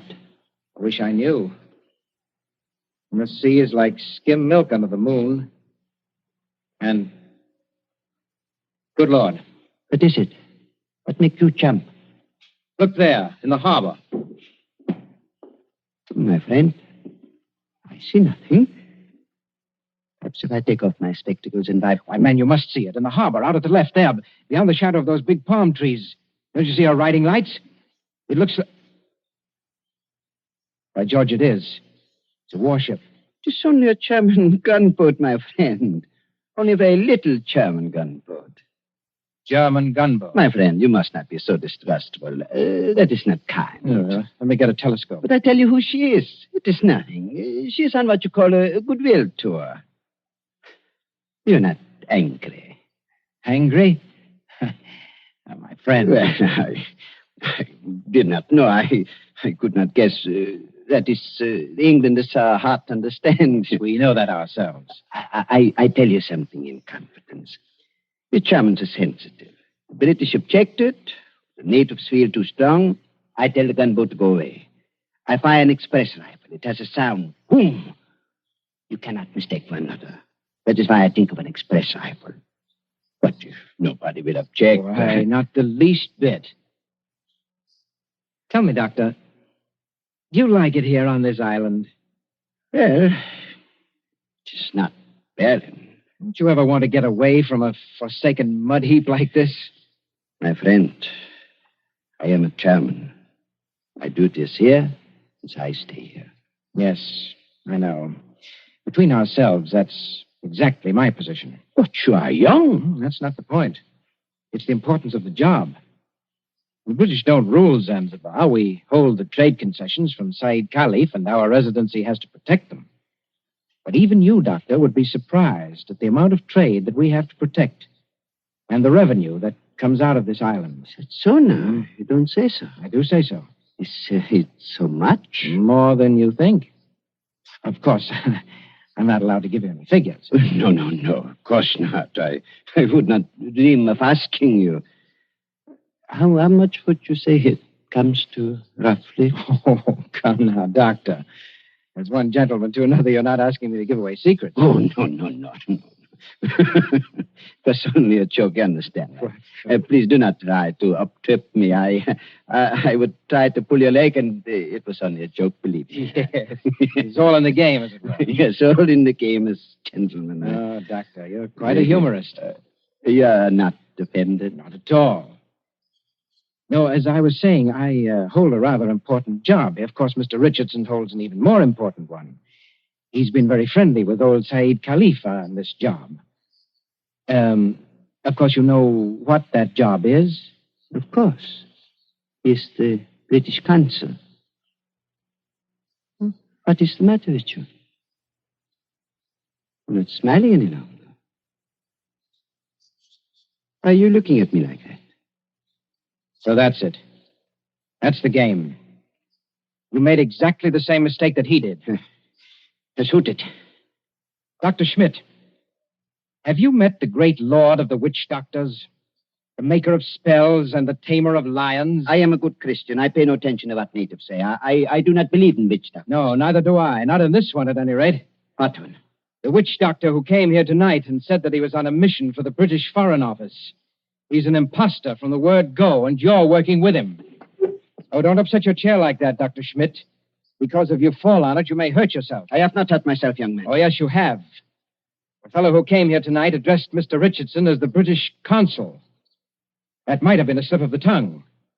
But then you see the letter on the table there? I have eyesight, I thank you. That letter is supposed to come from the Foreign Office, and it calls him the British consul, too. I heard it read aloud. The Foreign Office may make mistakes, but they don't make mistakes like that. That letter, Doctor, is a forgery. It was forged by a German, and probably by the German who calls himself Barney Hicks, or the Great Mephisto. He's in the back room now. No, he's not, Governor. He's standing in the doorway behind you now. Yes, I thought I heard you. But don't turn around to look at me. I'm just warning you. Have you got anything to enforce that? Yes. I've got a 500 express rifle that could smear you all over the opposite wall. Karl, hast du auch immer tust? No, Und keinen... Well, if you fellows are going to shoot me, I wish you'd speak English about it. Karl, I beg of you. No. Don't fire that rifle. Exactly. You see, Carl, I'm turning around. This is all very... Now, Karl. You see what the doctor means, Carl?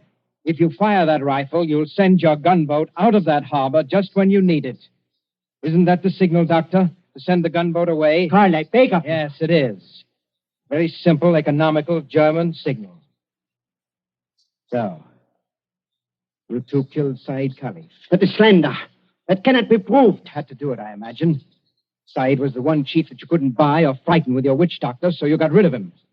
Tomorrow morning, the witch doctor would have appeared. He'd have scared the daylights out of a weak and superstitious son, Noby. I told you I was fairly good at my work, Governor. And I am. Yes, and then the witch doctor would have taken over everything. The British resident had to be bamboozled for 24 hours to keep him out of the way with a ghost story about a British agent. And there was a gunboat in the harbor in case of trouble. Slight mistake there, Governor. There is a gunboat in the harbor. Yes. It's really worked out beautifully. The Emperor should be pleased. I don't think your White Queen will be very happy, though. I'm the great witch doctor to that frightened mob over there. Said is dead. And there's a German gunboat in the harbor. Listen. I think I hear something. Whoever's out there, stay back. Whoever's out there, stay back. Yeah, listen to me. Sayed's alive. He's alive. This is impossible. We can see him breathe. We don't even think he's badly hurt, but he's still in the cage, unconscious. Still in the cage? You mean they can't get him out of there? If he wakes up or they attempt anything, Nero will tear him to pieces. The whole crowd over there is nearly crazy, but they don't dare go into the cage. Well, gentlemen, you should have been more careful. If they do get Said out of there alive, you're done for. Be quiet. Listen. Noby and the rest of the natives are coming up here now. See here, miss. Are you talking about the old boy's son? Noby, yes. He wants to see the witch doctor. The witch doctor? This puts you in some slight trouble, Carl. Listen to me, miss. I couldn't get that old buzzard away from him, that line, even if I've got to get out of here. Too late now, my dear witch doctor. The natives have surrounded the house. Who's that? It's Noby. He's coming down the hall.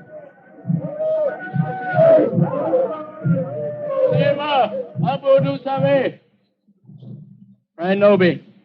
Speak white language. Paris Sultan's warned. Witch doctor? Much respect. Fall on floor. Go ahead. Play your part, Carl. Play your ruddy part. Get up again. Great medicine man. Father heard. In cage with lion. You come. Say something, Carl. You can't be a dumb wizard. You come. My dear Noby, my friend. The witch doctor can't understand you. Hey, witch doctor. Not speak everything. But, witch doctor. No, it is not that. He does not hear you. He's in another world. See how his eyes close. See how he sway. I know this. He saved my father. Or maybe all of you. We will kill all white people here. Witch doctor saved my father from lion. You come. Noby, listen to me. You needn't worry. The great witch doctor can save your father. Go in cage? No, not go in cage. Strike with fire? Yes, that's it. Strike with wizard fire. Open heaven. Flash great light. Nero scream and die. Father saved. You must not save him. If he remain alive, he will talk. Then the natives will know. You not want to save father? The witch doctor does want to save your father, Noby. You see that gun under his arm? Gun? Gun no good. Not use gun. Only wound lion. Lion in pain kill father. No, that's not like your muskets, Noby. It's an express gun. It's a magic gun. Magic gun? Listen, Noby. Magic gun save your father with one shot. Just like that. Lion fall over dead. Your father well again. And our friend. Reuse gun? Give me gun. No, you could not use it, Noby. Which doctor can use it best? Tell him to use it. Tell him to be sure that he hits the lion. Now, look here, Harris. I've had enough of this. Yes, Noby. If he wants to hit Nero with that white fire, he can strike the lion dead before you could wink your eyes. Then do. You'd better try it, Carl. And you'd better not miss him, or you know what'll happen to every white person in this room. My hands are shaking. Magician with shaky hands, that won't do. I take your shoulder. You follow. Yalla, Ngamba. All come.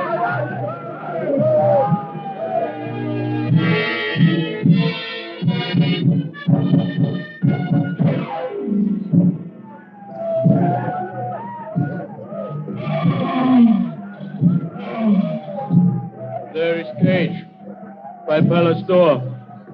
All court over river, bright as day. 1,000 torches, all make light. Now do. Now do. See how quiet they get when Noby raises his hands. They're praying. So are we. Won't do it. You better. I told you that. They're out of hand now. If you miss, you're no witch doctor. And if you had any thought of hitting Saeed instead, just imagine what they do to you. I can't see. These torches blind me. You do. I think the old man's moving. If he stirs, the lion will kill him. You know what that means. That's right. Up with a rifle. My hands are shaking. Be careful of your sights. It's a point-blank shot.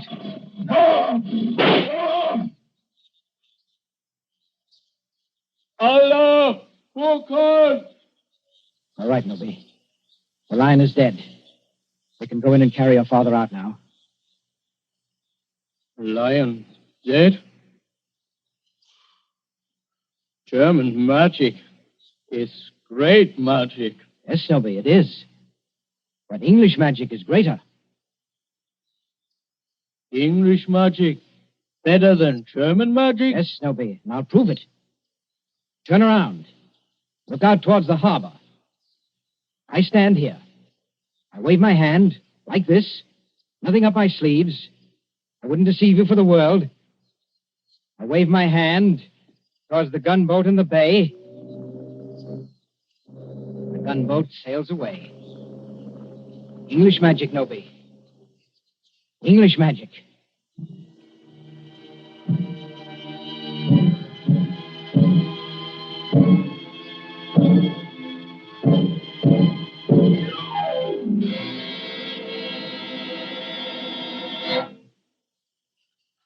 And so ends The Lord of the Witch Doctors. Tonight's story of Suspense.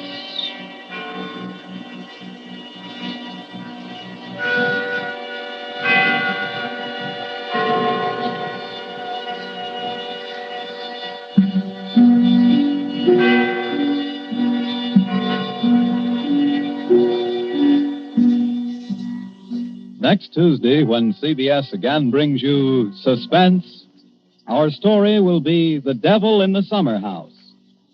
The broadcast for next week only is scheduled for 10 p.m. Eastern Wartime, a half hour later than usual. William Spear, the producer, John Dietz, the director, Bernard Herrmann, the composer-conductor, and John Dickson Carr, the author, are all collaborators on Suspense.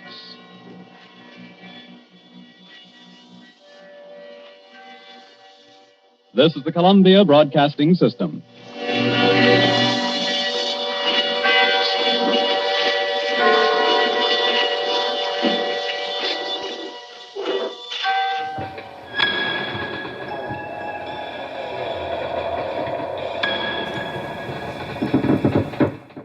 Well, my dear, you seem more in the spirit, so to speak. No, not like that. At least, not yet. No, embrace it. Embrace the safe fear, the safe concern that keeps things exciting, keeps things, vascular. I like that word. But of course, all the safety, all the security, well, at the end of a long night, it's simply a mirage. Wait a minute. Have you heard the weird tales of the Whistler?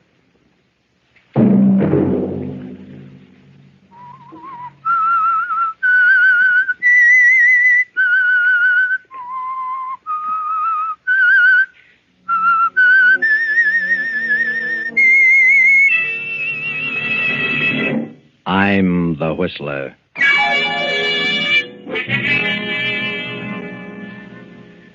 There's something wrong. Terribly wrong. I'm going to wait a few more days, and when I'm sure, I'm going to take care of you, Joe. Well, what do you mean? I'm going to kill you. Sunday night, and again CBS presents The Whistler.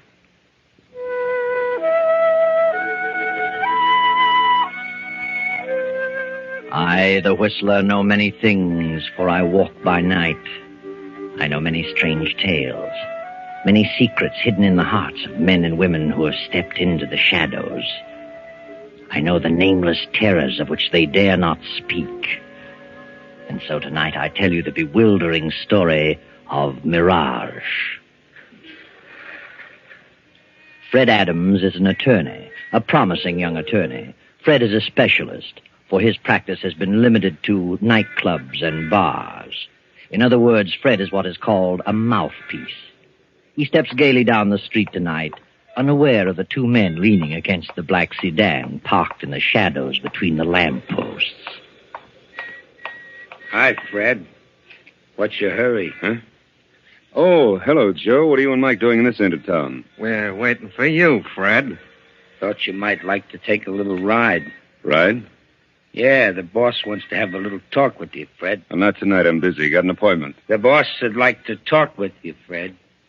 Get in. I told you I'm busy. I'll drop around tomorrow. What are you so busy about, Fred? How'd you like a poke in the nose? Get in the car, Fred. Let go of me, you hood. We ain't kidding. Get in. What'd you two guys do without a gun? Get in. Okay.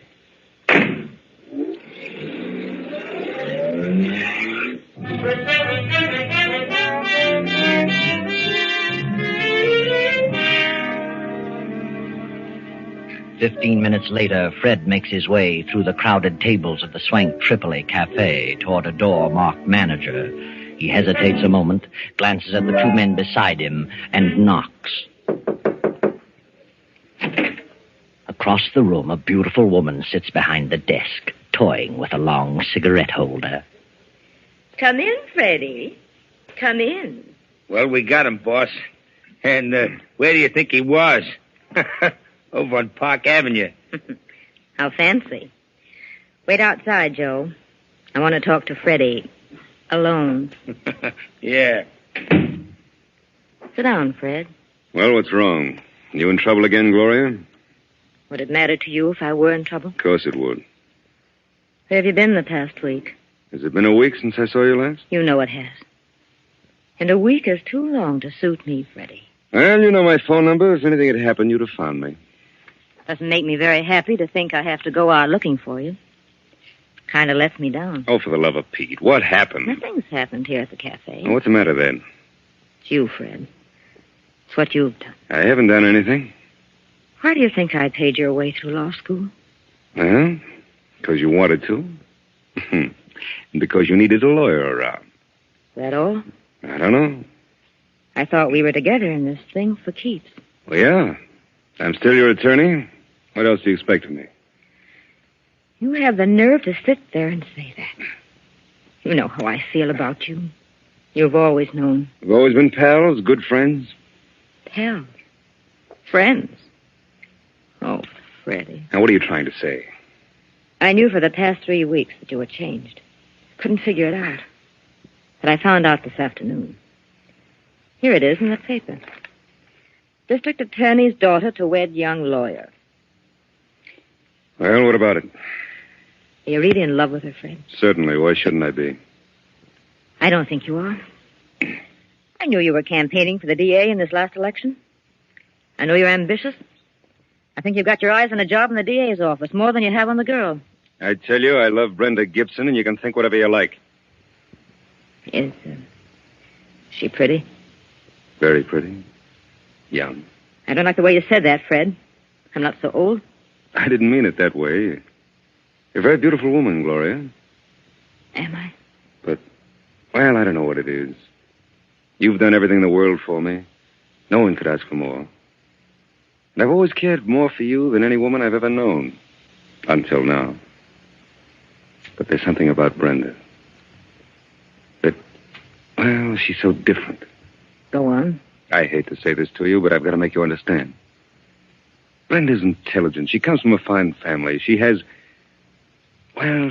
culture. And I came up from the chorus. Now, Gloria, I didn't expect you to take it this way. Well, how did you expect me to take her?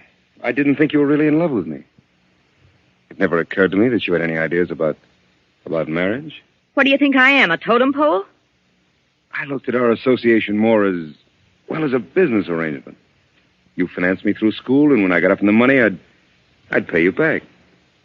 Oh, Fred, don't say any more. I know I've been blunt, but how else can I tell you? What else can I say? There's nothing you can say, but I'll tell you something. You're getting out of your element. You don't belong there. You belong here with me. And if you marry her, you'll live to regret the day you met her. Now, look. Don't be like that. Don't be a hard loser. You'd be better off dead. You don't mean that, Gloria? No. No, Fred, I didn't mean that. Oh, darling, please go before I say any more. I know I haven't a chance, but please go. I'm sorry, Gloria. Terribly sorry. Bye, Fred. I'll be seeing you. Goodbye, Gloria.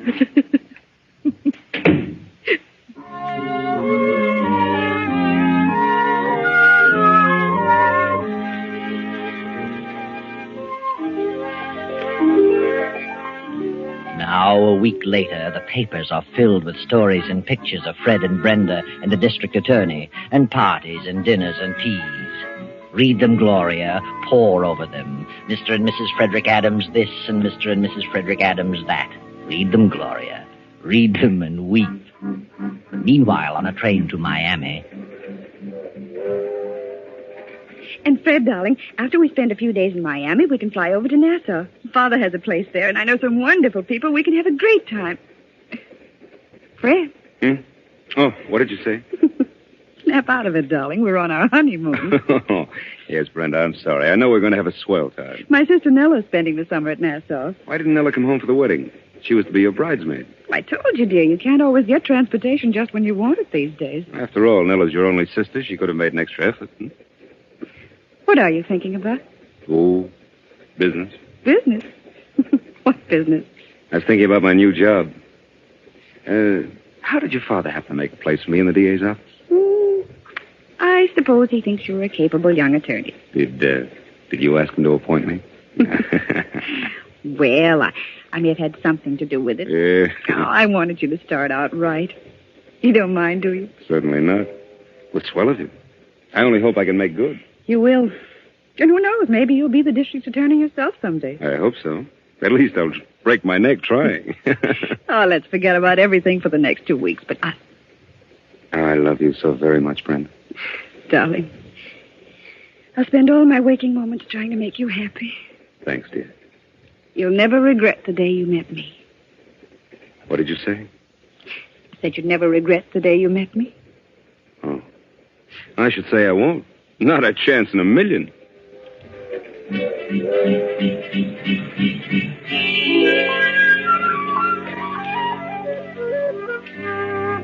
Now the happy honeymoon is over, and Fred and Brenda are back home. Fred is in the district attorney's office and progressing nicely.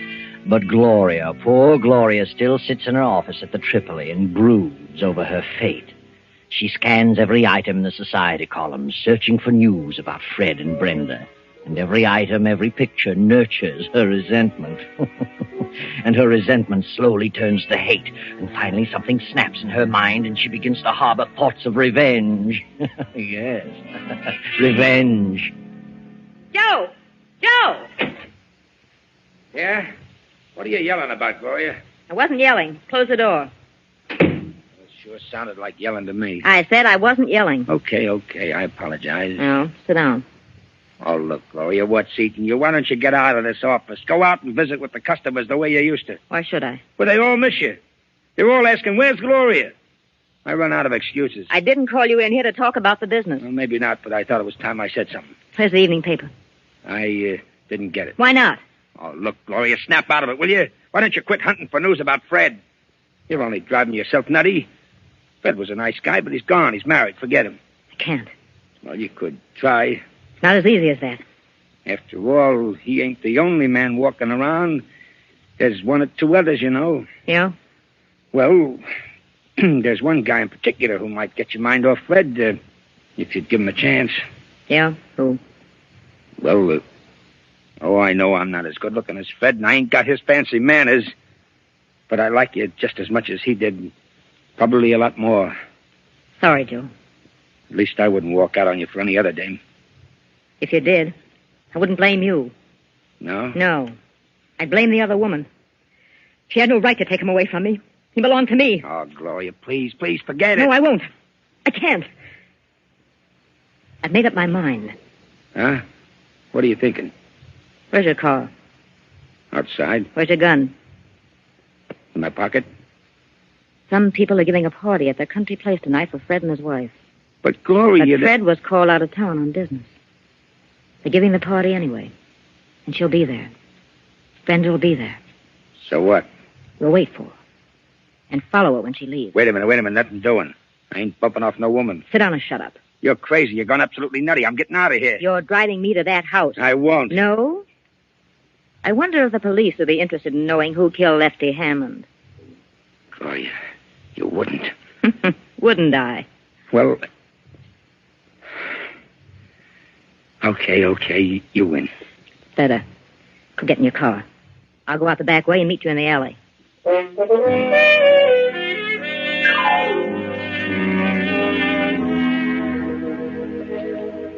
Gloria and Joe sit in the car in the deep shadows of a spreading tree. The hours drag on, and then about 1:30 in the morning, the party breaks up and the cars begin to leave. Finally, Brenda comes through the gate, driving her own coupe. There she is. That's Brenda. Get going, Joe. Is she alone? Yes, she's alone.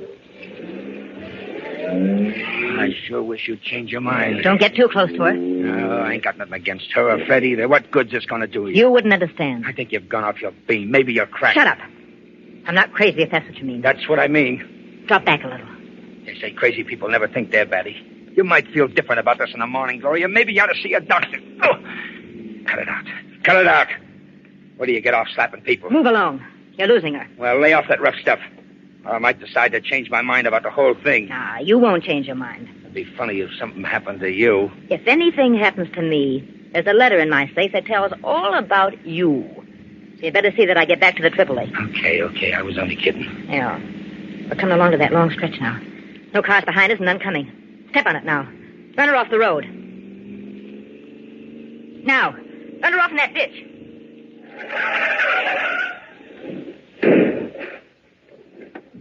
Say, what's the idea? Are you trying to wreck me?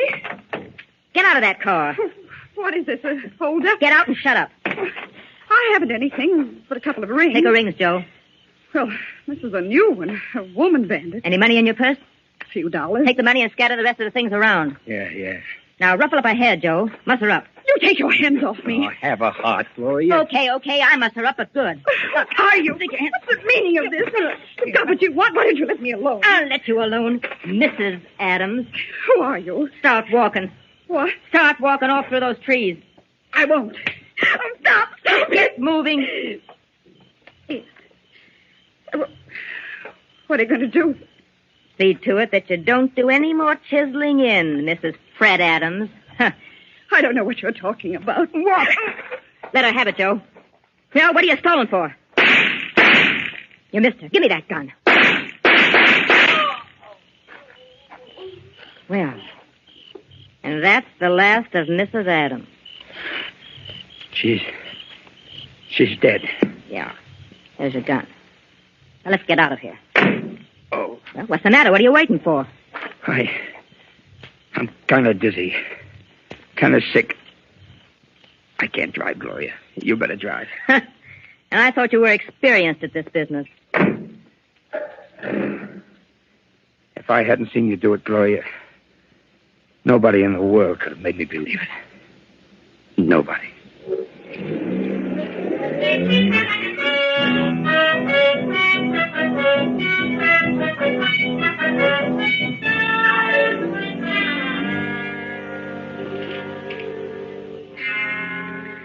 Anything about it in this morning's paper, Joe? No, not a thing about it. And it was the night before last, too. I can't understand it. Are you sure she was dead? Of course I'm sure. Well, what do you suppose could have happened? She couldn't have walked away. Say, maybe they haven't found her or the car yet, huh? It's impossible. At the main highway, hundreds of cars passed there in the course of a few hours. Well, maybe they've seen the car, but just thought it was a wreck. Yeah, maybe that's what it is. Hey, you better lay off that stuff, Joe. You've been drinking for 2 days now. Yeah, but I need it. I'm jittery. I got the willies like I never had before. Say, maybe I ought to drive by that place and see if the car's gone. Okay. Get back as soon as possible. Yeah, sure. I can't get it off my mind. I don't mind telling you, I'm scared. Go on. And quit talking so much.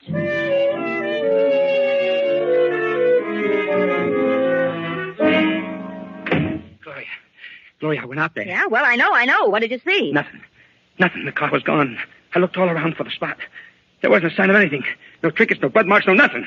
Well, then they must have found her. But why don't they say something in the papers about it? If they just said something, I could stand it. It's driving me nuts. Are you going to lay off that stuff? No, I ain't. I need it. I don't need it. Yeah? I don't know what you're made of, but whatever it is, it's sure tough. I never knew a woman could be as tough. I'll never forget it as long as I live. You're a jellyfish.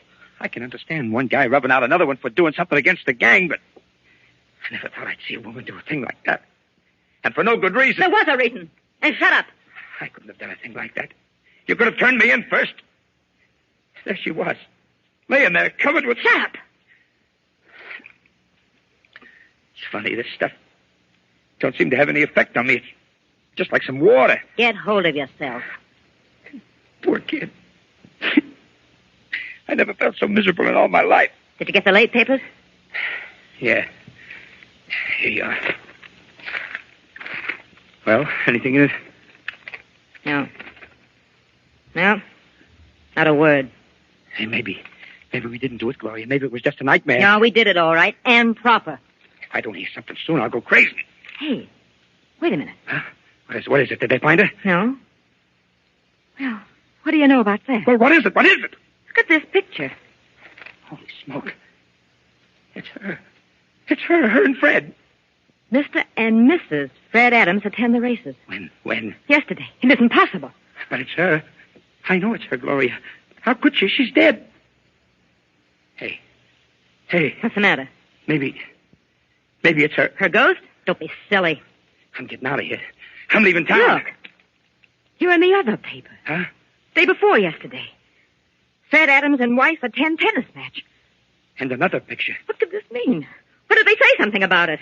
You see, Gloria, it's getting you down, too. Oh, please, Gloria, let's pull out. It's uncanny. I can't believe it. If it's in the papers, you gotta believe it. Did you double-cross me, Joe? What do you mean? Did you have blanks in that gun? Blanks? I'd certainly hate to get hit with what I had in that gun. She's dead, I tell you. Well, she better be. What'll we do? You'll wait. That's all. Just wait. Okay. But I don't think I can stand it, Gloria. I'm going to pieces.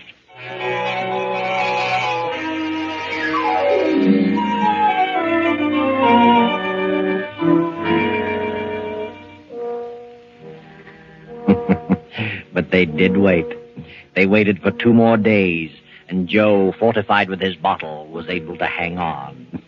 Then Gloria began to crack under the strain of waiting. Joe, I can't stand it any longer. I gotta do it. Do what? I'm going to call Fred's apartment to see if she's there. I wouldn't.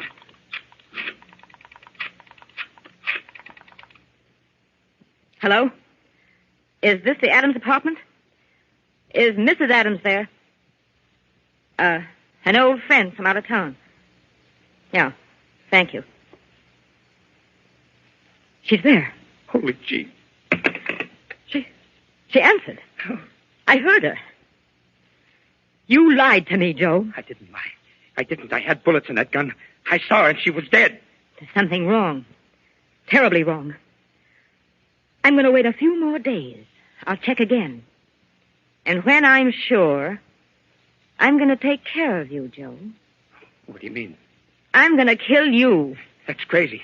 I don't think it would be safe to have you walking around and talking. Gloria, listen. Come on, we're going to my apartment and wait. The story's bound to break sooner or later. I'd rather get out of town. You're coming with me to my apartment. Get moving.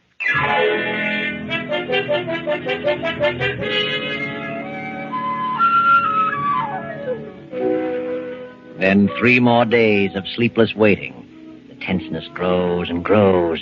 The suspense is almost stifling. Poor Joe can neither sleep nor eat, and Gloria becomes pale and drawn. Then Joe finally emerges and goes on a little scouting tour about town to see what he can learn. Then on the next night, a knock at Gloria's apartment door. Who is it? It's me, Fred. Fred? Wait a minute. Hello, Gloria. What do you want, Fred? May I come in? I'd like to talk to you. Yeah, of course. Come in. It's rather late, but, well, I had to talk to you. What about? Never expected to see you around here again. Well, I was lonely. I had to talk to someone. Lonely? Well, sit down, Fred. Thanks. You look kind of tired, Gloria. What's wrong? Well, since you mentioned it, you look a bit weary yourself. What's wrong with you? Oh, nothing much. I sent you a check clearing up what I owed you. Did you get it? Yeah. There's something wrong, Fred. What is it? Oh, little trouble, that's all. What sort of trouble? Domestic? Domestic trouble? What do you mean? That isn't... Isn't possible? Is that what you're going to say? Yes, I thought you were quite happy with your wife. Well, things can develop suddenly. I certainly found that out. Well, what happened? Or do you want to tell me? Yes. As a matter of fact, I do. Guess that's why I came here. You're always so darn understanding. You always knew the answers to things. But what happened? Well, I guess I really didn't belong in the upper crust. You had it figured out about right. Everything was all right until Brenda started to shape my career. Shape your career? Yes. She had everything all planned out for me. She and her father had it all figured out. I wanted to go into the DA's office and move up on my own initiative. They didn't want it that way. They wanted me to start out as a big shot. Did she leave you? Well, yes. We just agreed to disagree. Oh. Well, where's she now? Her father's place, I suppose. When did she leave? Yesterday? Yesterday. Are you sure it was yesterday? Of course. Why do you ask that? Well, no reason, I suppose. I just can't believe it. Seems a shame. Well, I'm very sorry for you, Fred. Believe me. I know how you feel. I was let down with a dull thud once. Were you? You should know. Oh, Gloria, I was such a fool. You were right. I should have listened to you. You could see what was coming, and I was too dumb to realize it. Have you forgiven me? Yeah. Yeah, Fred.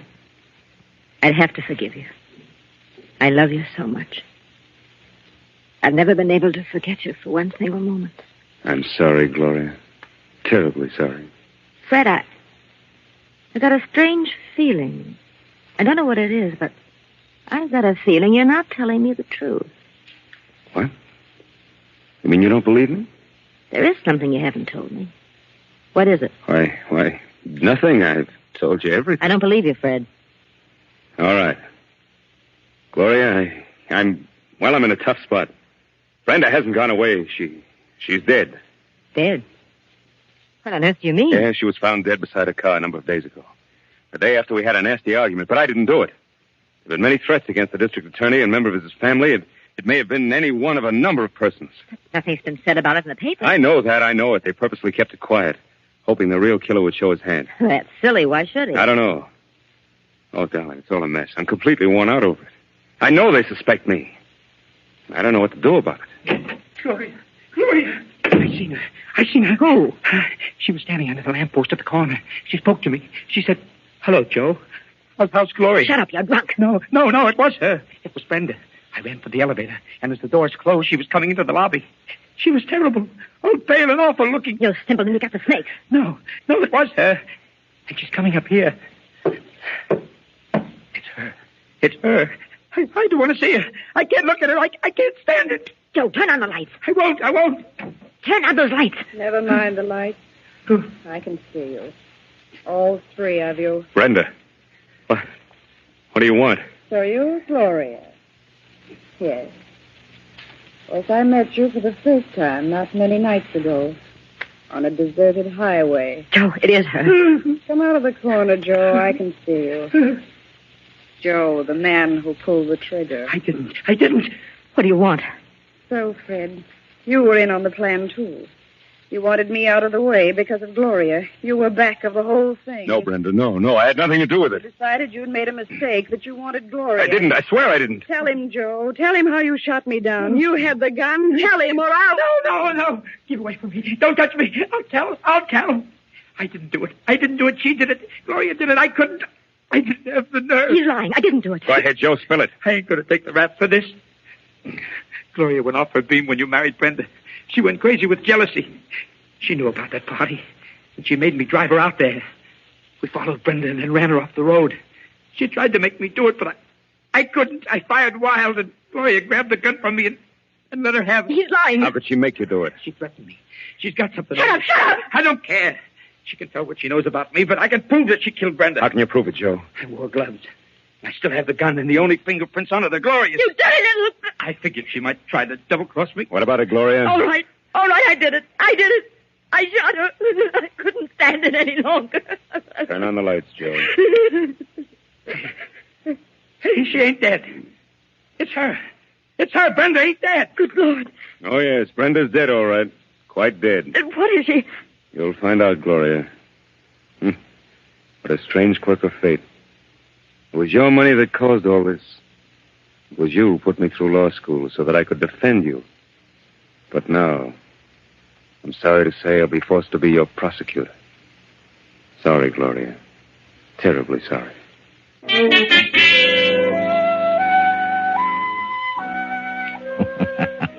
Well, Gloria, you've come to the end of your rope. Things didn't work out as you'd planned. You really killed Brenda that night. But Fred got a brilliant idea.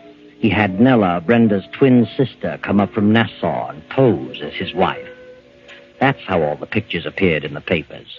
And it was Nella who just walked in on you and got a confession. And how did Fred know you were the one? Well, there were several suspects. But you, Gloria, made the mistake of phoning for Brenda too many times. And the police traced your calls. Too bad, Gloria. Jealousy is a terrible thing.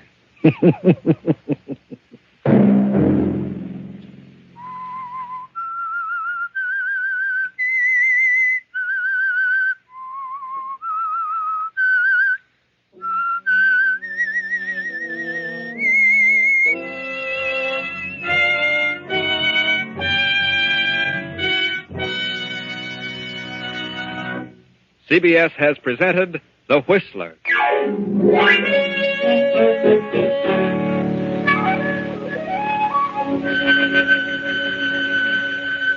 Original music for this production is composed and conducted by Wilbur Hatch. The Whistler is written and directed by J. Donald Wilson and originates from Columbia Square in Hollywood. Next week, Sunday at 9:15... I, the Whistler, will return to tell you the strange story Out of the Fog. Good night. This is the Columbia Broadcasting System.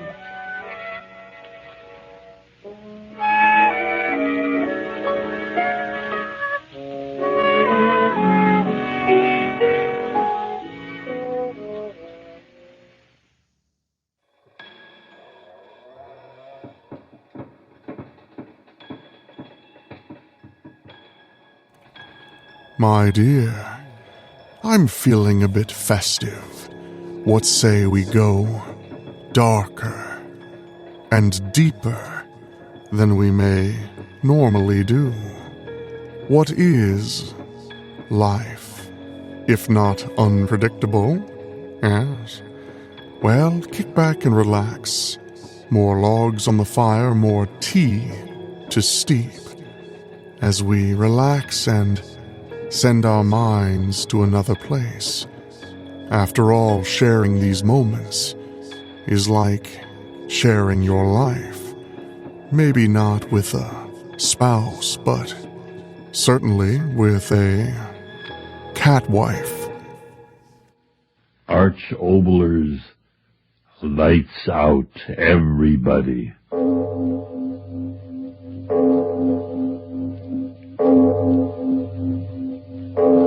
It is later than you think.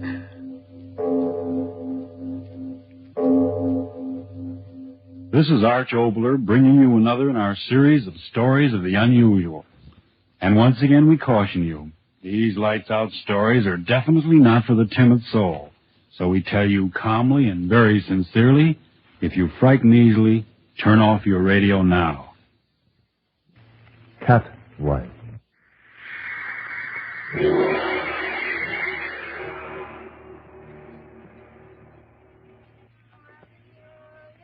Stop me from coming to. You can pick me, now that's all right. Now you're Cut it out. I want to party on my I love that song, Queen. For the love of cut it out, will you? Your husband will be turned down here in a minute. Come on, Queenie, we better blow out of here. I guess we better go, Linda. No, don't go. Don't go. I don't want to be alone. What do you mean alone? Your husband's in the next room, ain't he? Oh, that guy. What does he know about having fun? Work, work, work. It makes me sick where I've never been sick before. Come on, stick around. Let's have some more fun. You can't stop me. Oh, see, that's the most marvelous song I've ever heard. Linda, for heaven's sake, Linda. Well, speak of the devil. Hiya, Johnny boy. Come on in. The water's fine. Only it ain't water, huh? It ain't water. Linda, for heaven's sake, I'm trying to work. Oh, go away. Go away. You're spoiling my party. Throw him out of here, Kenny. He's only my husband. Get out of here, you. Take that other woman with you. Go on, come on, clear up. Come on, Queenie. No, wait. Don't listen to him. It's my house. It's my house. You kick them out. My friends. You kick them out. Linda, haven't you any consideration at all? I begged you, pleaded with you to try to keep these people out of the house when I'm getting some work done. And you persist in doing just the opposite. You kick them out. My friends. Yes, I kicked them out, and I'll do it again every time I find them here. They're no good. You've given me your word time and time again to give them up. I'll call them back. I'll call them all back. You can't tell me what to do. Not me. They're my friends, mine. I'll give a dozen of you for one of them. All right, Linda. If that's the way you feel, I guess you and I have finally come to the end of the road. You haven't got a grain of loyalty in you. All I ask is a little peace and quiet in my own home, and I can't even have that. Ah, go away. Go away. Night after night, you and those people, yowling and screaming like a pack of alley cats. And you the worst of all. I'm through, Linda. I'm through with you for good. Oh, no, you're not. Oh, no, you're not. Keep away from me. Keep away. Oh, Linda. See? They're not through with me at all. You'll never be through with me. Never. Oh, Linda. Linda. No, let me go. Let me go. I don't want you, you fool. You're not through with me. I'm through with you. No, Linda. I'm tired of you. Do you hear me? I'm tired of you. I'm gonna get so far away from that smug face of yours that I couldn't see it with a telescope. Linda, my wife. Your wife. Why do you think I married you? I thought you loved me. I married you because I was sick of working in a two-bit barber shop, because I was sick of living in a hall bedroom wearing bargain sale dresses. I wanted dough, plenty of it, all I could get. And you were the best chance to get it that came my way. No, Linda, you did love me. You must have loved me. I loved you about as much as that canary up there loves its cage. I told myself I'd stay with you a year, divorce you, stick you for plenty of alimony, and then get out. But we've been married 5 years. Yeah, 5 years. Because you fooled me, that's why. I fooled you? Yes. Huh. You started to make a lot of money. More money than I ever thought you could make. So you're giving me the air, huh? No, Linda, I love you. I'll always love you. I didn't mean what I said. Well, I did. No, Linda, don't leave me. You're no good. I know you're no good, but heaven help me, I love you. I'll never love anybody else. Get out of my way. No, I won't let you go. You've got to stay. Take your hands off me. You're no good. You've cost me my self-respect. But you'll stay with me, or I'll cut you off without a cent. You won't get a dime from me, not a dime. Stop that. Stop laughing. Oh, you Sam. You fat-headed Sam. Stop that. So you're going to cut me off without a cent, are you? Oh, you fool. I've got everything that belongs to you now. You hear me? Everything. What are you talking about? What are you saying? This house. It's in my name, isn't it? The car. It's in my name, isn't it? I know, but... Oh, no, you wouldn't. Oh, wouldn't I?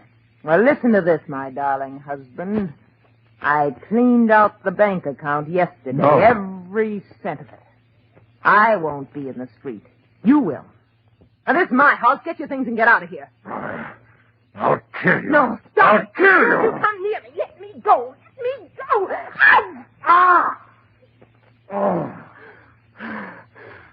You touch me again, I'll tear your eyes out.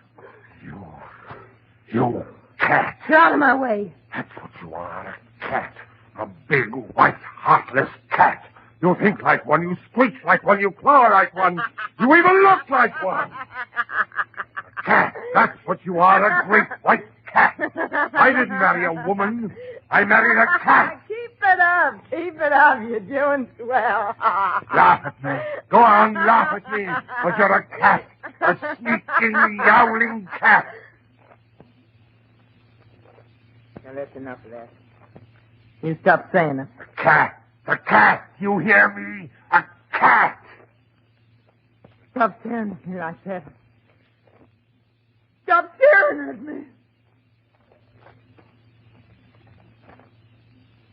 John, what's happening to me?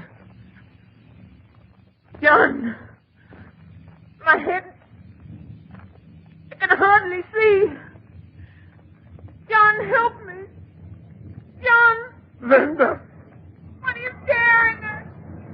What are you staring at? What are you... Linda. Linda.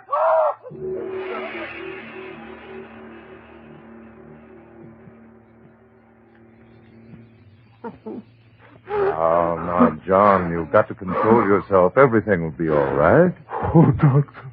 What have I done? What have I done? John, please, pull yourself together. You're not entirely to blame for what's happened. What did I do? I did it. I'm to blame. Stop talking like that. It's preposterous to say you're to blame. She was hysterical, John. And the suggestion that she was a cat caught her in an unguarded moment and resulted in a temporary neurosis. Oh, doctor, she's got to get well. She's got to. Of course, she'll be all right. A little rest, quiet, and in a few days it'll all be forgotten. Is she sleeping? Yes. I gave her a sedative. She's resting very comfortably. Can I go in and see her? But I tell you, she's sleeping, John. I know, but...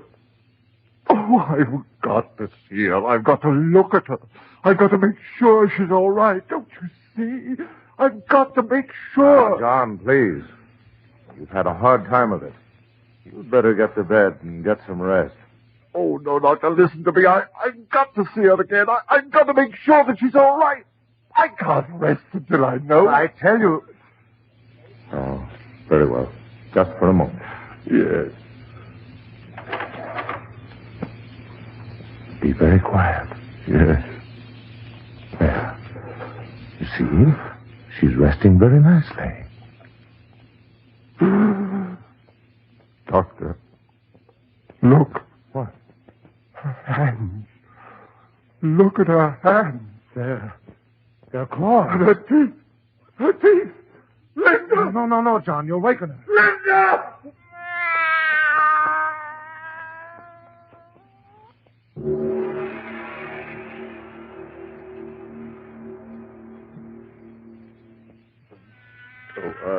Listen to her. Steady, John. I can't stand it. I tell you, I can't stand it. She's Linda. She's my wife, my beautiful wife. Linda! Linda! Sorry, John. It's all right. I guess I'm going a little crazy myself. What's happening to her? What is it? I don't know, John. I don't know. Oh, listen to her. You've got to do something, Doctor. You've got to. You're my friend. You've got to help me. What? In the name of all that's rational, what? Well, think. There must be something you can do. A drug, something, anything. Oh, John, I don't know what to say.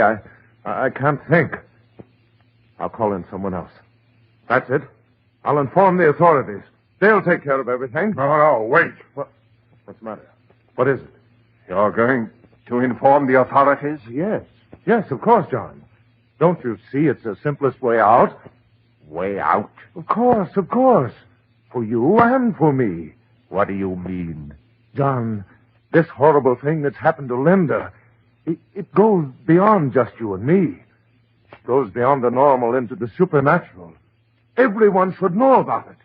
The world should know about it. Science. You mean you're going to let everybody know what's happened to Linda? Of course I am. But you can't do that. She's my wife. You hear me? My wife. No. Now, don't get excited again, John. Listen sensibly. We owe it to science. Science? Who cares about science? She's Linda. She's my wife, and I curse her to God that turned her into a yowling beast. It's my shame, mine. And you're not going to tell a living soul about it. No one, you hear me? No one. It's my duty, John. I must inform the authorities. No. Keep away from that phone. Keep away, I say. I'm sorry, John. Oh. John, my friend.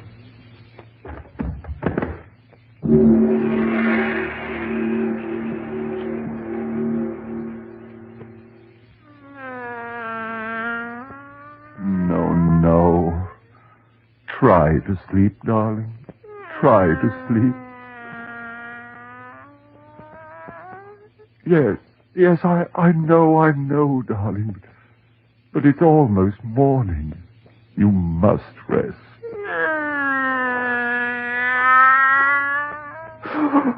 Sleep, Linda. Sleep, my beloved.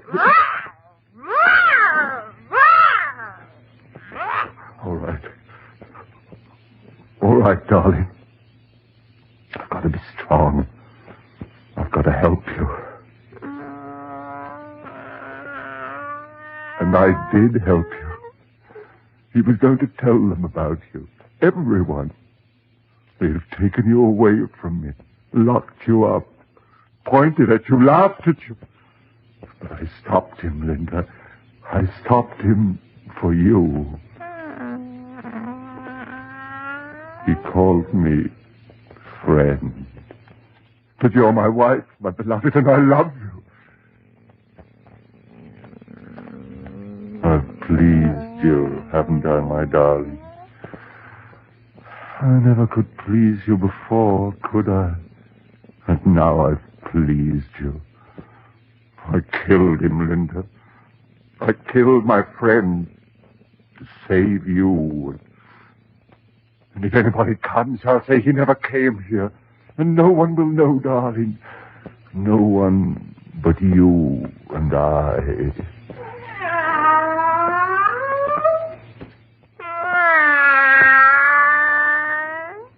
What is it, darling? What's the matter? Why are you getting up?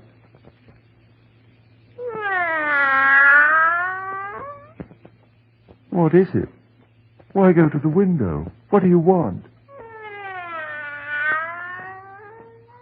Oh, if I could only understand you. If I could only know what you're trying to say to me. Oh no! Oh, Linda! Linda, stop! I beg you to stop! Linda, beloved! Stop! Stop! Stop! Stop!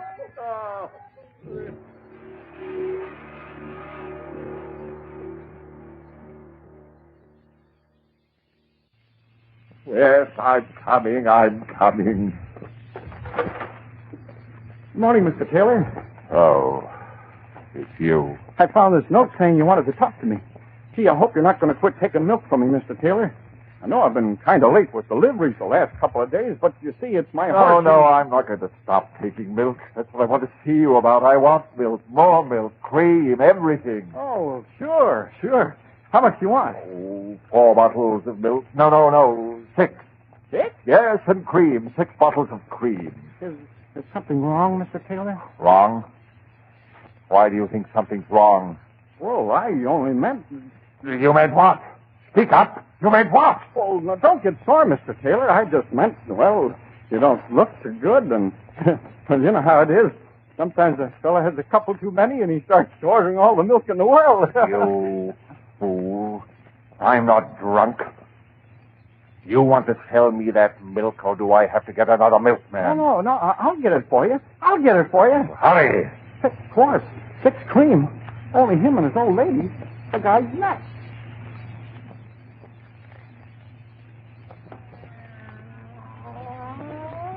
Drink the milk, my beloved. Please. But you haven't eaten anything. You're hungry. You must be hungry. Oh, my darling, what do you want? I'll get you anything. Just eat. No, I can't let you out of the room. I can't. Someone might come to the door. They'd see through the windows. Oh, be patient, Linda, darling. I'll think of something. Drink the milk for your own good, Linda. Please. No, dearest. Don't do that. All right, dear. All right. I'll let you into the dining room. But you've got to stay away from the windows. Someone should see you. Here. Let me carry you. All right, darling. All right. I won't. Go yourself.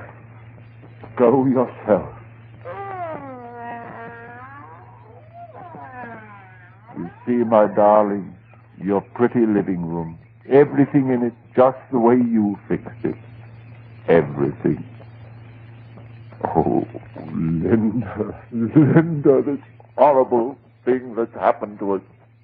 I tell myself it isn't real. I'll wake up soon and everything will be the way it used to be. You and I. Linda, where are you? Oh, Linda, don't, no, Linda, don't touch that bird, Linda, how could you do it? How could you do it?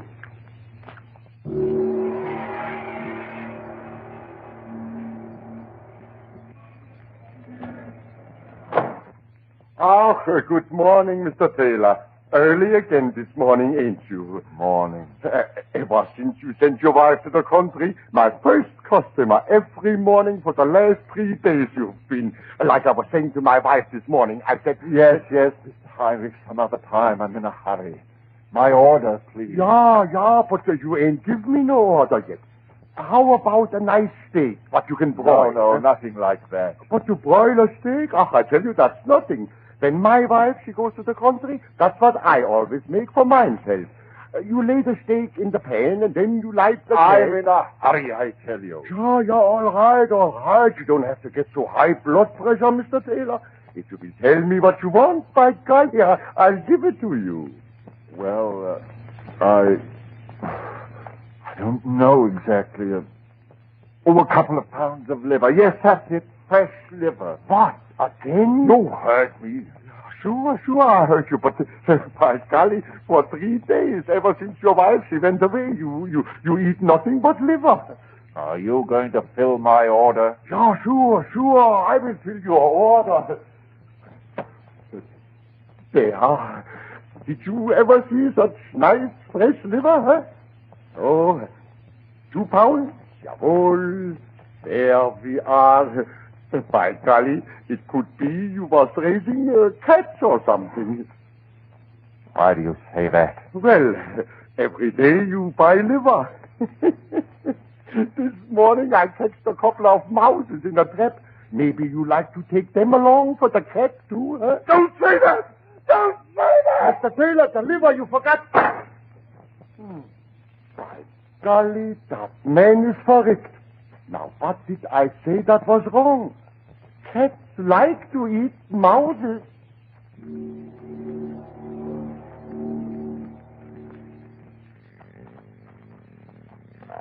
Oh, my Linda. My dearest Linda. Close to me. Oh, my darling. It's better this way. You can't leave me now. I'll have you with me always. I'll keep you here. Just you and I. I won't answer it. They'll go away. All right. I'll answer it. No. Stay here, my beloved. They mustn't see you. Be very quiet. Be very quiet. Yes, I'm coming. Well, what is it? Are you the owner of this building? Yes, what do you want? Kerrigan is the name. I'm your neighbor. I've got that place across the alley from you. Neighbor? Yeah, Kerrigan is my name. I'm with the department. The department? Yes. I'm desk sergeant at the 3rd District Station. Policeman? Yes. I'm off duty today, so I thought I'd drop over and speak to you. Do you mind if I step in for a moment? Step in. Oh, no, not at all. Thank you. Well, you got a nice place here. Yes, nice. Very nice. You know, the same contractors made this place as made mine. You didn't know that, I'll bet. No, I didn't. Yes. Irishman by the name of Gilhooly. You put up all these bungalows along here on nothing but blarney and the shoestring. Jumped out a 10-story window, they tell me, the day after the stock market crash. Lucky for him. If he was alive now, some of the people around here that bought places from him would murder him. What with the trouble they're having? Trouble? Say, now, speaking of trouble, reminds me why I come over. If you don't mind, I'll tell you. Yes? No, it ain't me that's complaining, Mr. Taylor. I'm the kind of man that can sleep in a boiler factory. But it's me Katie. There's a light sleeper for you. I always say that if a star in heaven twinkles too much, the noise wakes up me Katie. What is the trouble? Well, you know how the women are. Always finding something to make a fuss about. Hey, I'm not disturbing her, am I? Her? Yeah. You know, your missus. She's not sleeping in the bedroom there, is she? No, of course not. There's no one in there. I thought maybe seeing the door is closed. Oh, no, I tell you, there's no one in there. My wife, she's out Town. Oh, well, that's fine. That's fine. I always like to talk things over man to man without the women around. The women are all right, I says, but they don't know how to straighten out little troubles with neighbors without calling names and pulling hair. Oh, what is it? What's wrong? What do you want to tell me? Well, to put it plain, it's the cat. Cat? Yeah, the cat. You just got it, didn't you? You heard a cat? Yeah. It started a few nights ago. Now, it ain't just a mean one, like I said, but Miss Katie, well, you see our bedroom window faces right on the alley. And by golly, she hears every meow that animal makes. You're wrong. Eh? I have no cat. But Miss Katie heard. I heard it too, for that matter. I have no cat. But I'm telling you, it come right from this house. I tell you I have no cat. Isn't that sufficient? Well, now, seeing as you put it so plain, I'll be speaking up plain myself. I'm telling you, I heard a cat yowling last night, and the night before, and the night before that. And as sure as my name's Thomas Kerrigan, it come right from this house. Now, what do you say to that? Get out. Now, wait a second, my bucko. Wait a second. Don't get on your high horse. Get out. Well, now, see here. I'm not saying you're lying. I'm just thinking maybe the animal's caught in your cellar without you knowing it. Now, if you let me go down... I tell you, there's no cat here. Get out. Get out of here. Oh, it's like that, is it? You heard me. Get out of my house. Well, you sure are making a lot of noise about nothing, young fella. But it's your house. And if that's the kind of neighbor you want to be, I guess... What? What are you standing there for? Get out! Get out! Now, just a minute. Take it easy. No cat, eh? Well, what was that I just heard? Nothing at all. You've got no right Mister, you may not be a liar, but you sure are something close to it. If that ain't a cat in that bedroom there, then I ain't never heard one. Get out! Get out of here! Oh, no, I won't. Listen to that cat. If that ain't creating a public nuisance, I'd like to know what it is. It's none of your business. This is my house. Get out of here. Now, stop fooling at me, bucko. I may be off duty, but I'm still an officer of the law. And I'm telling you, that cat you got in there is violating the city ordinance. Now, if you don't make it shut up, disturbing me, Katie, I will. Stay away from that door. Stay away from that door. Listen to it. That ain't no cat you got in there. What? Oh, I'm sorry. Yes, I lied. It is a cat. Just a cat. But I'll make it be quiet, but go away. Go away. Wait a minute. Take it easy. If it's just a cat, what are you getting so excited? No, I'm not. Look at you. Your eyes are blazing. What's going on here? I think I'll have a look. No, stay away. Oh, no. Get away. Take it away. I told you to go. Big one. If I only had big one. You'll never use it. Never. Keep away from it. Help. Help.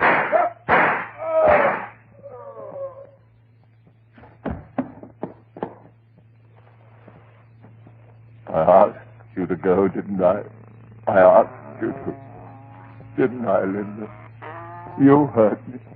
You hurt me asking. Linda, what's the matter? What are you going to do? Linda, keep away from him.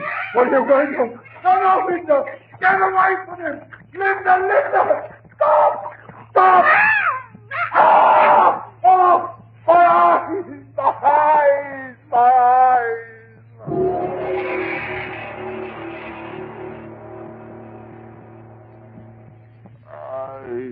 My eyes. Oh, I can't see.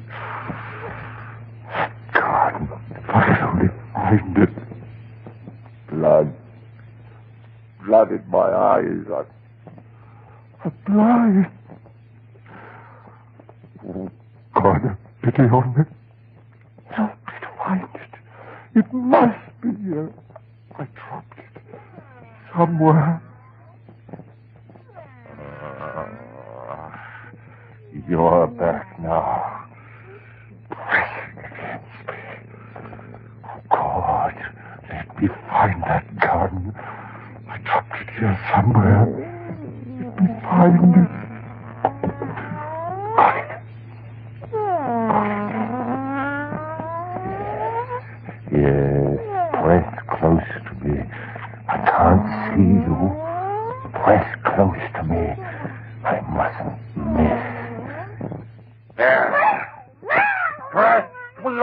what does it matter?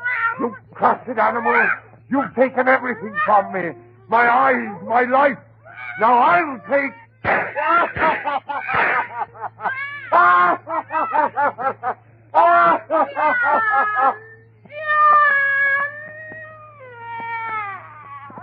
Linda!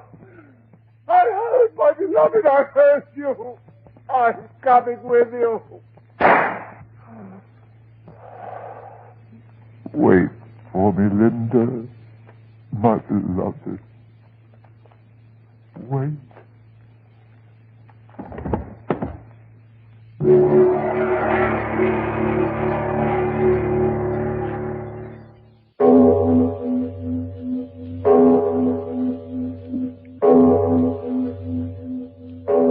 It is later than you think.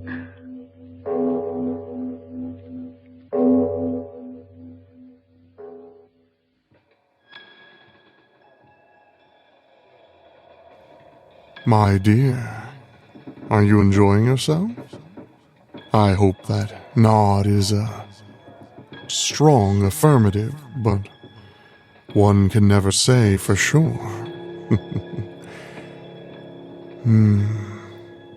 Thinking about the mind versus reality. Thinking about safety versus truth. They have my brain in a tizzy, as it were. Wondering and considering and plotting. All I really know is beware of tomorrow.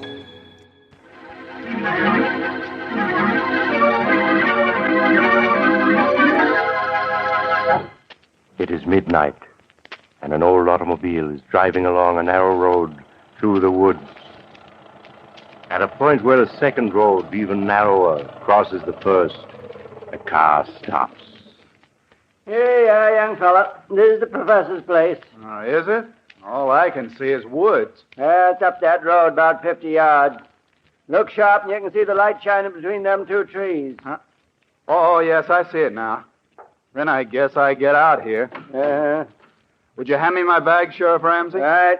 Here you are. Thanks. And that's $1 I owe you, right? Yep. Thank you. You know the professor, do you? Yes. I was Professor Clark's laboratory assistant back in college 10 years ago. Oh. Why? I was thinking maybe you could drop a hint to him. A hint? What kind of a hint? Well, that there's been some talk in town of running him and that man of his, that Barton fell out of the county. Running Professor Clark? Oh, you're not serious. Yep. Of course, it's just talk. So far. But what has anybody got against Professor Clark? There isn't a milder man in the world. Well, maybe so, but folks has got wind of what happened at the state penitentiary over in Hillvale last year. Sheriff, you're talking in riddles. What did happen? The professor went over there when they hanged Richard, that hold-up killer. Uh-huh. And the warden gave the professor the murderer's brain. That's what happened. Well, what of it? Professor Clark is a great authority on nerve and brain tissues. Maybe he wanted it for research purposes. I'm not saying he didn't. I'm just telling you how folks are talking. They think he's keeping that brain in a big glass jar and making it grow. Oh, that's perfectly ridiculous. Well, they don't think so. They got the notion that brain is as big as a bull calf by now, and they're afraid someday it'll escape. Sheriff, for a minute I was taking you seriously. A brain as big as a calf? Oh, I'm not saying I ever believed it, but it'd be a good idea if the professor'd give folks a notion of what he's really doing in that laboratory of his, with that Barton fella to help him. Then maybe the talk would die down. I understand. All right, Sheriff, I'll mention it to him. Well, then I'll be getting on. Good night, young fella. Good night, Sheriff. Right up that road, about 50 yards. You can't miss it.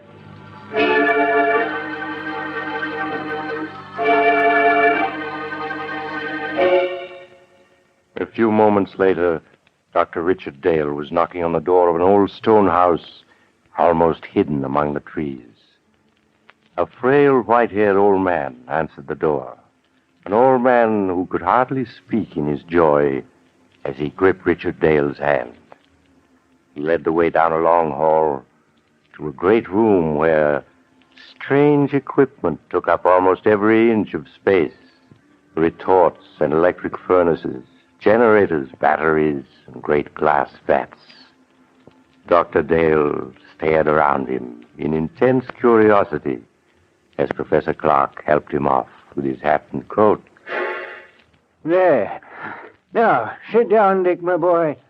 Sit down and let me get a good look at you. So, you got my letter? Yes, of course you did, or you wouldn't be here. Thanks, Professor. Yes, I got your letter. And it made me so curious I took the first train. You promised me a surprise. Well, is this it? This amazing laboratory? No, my boy.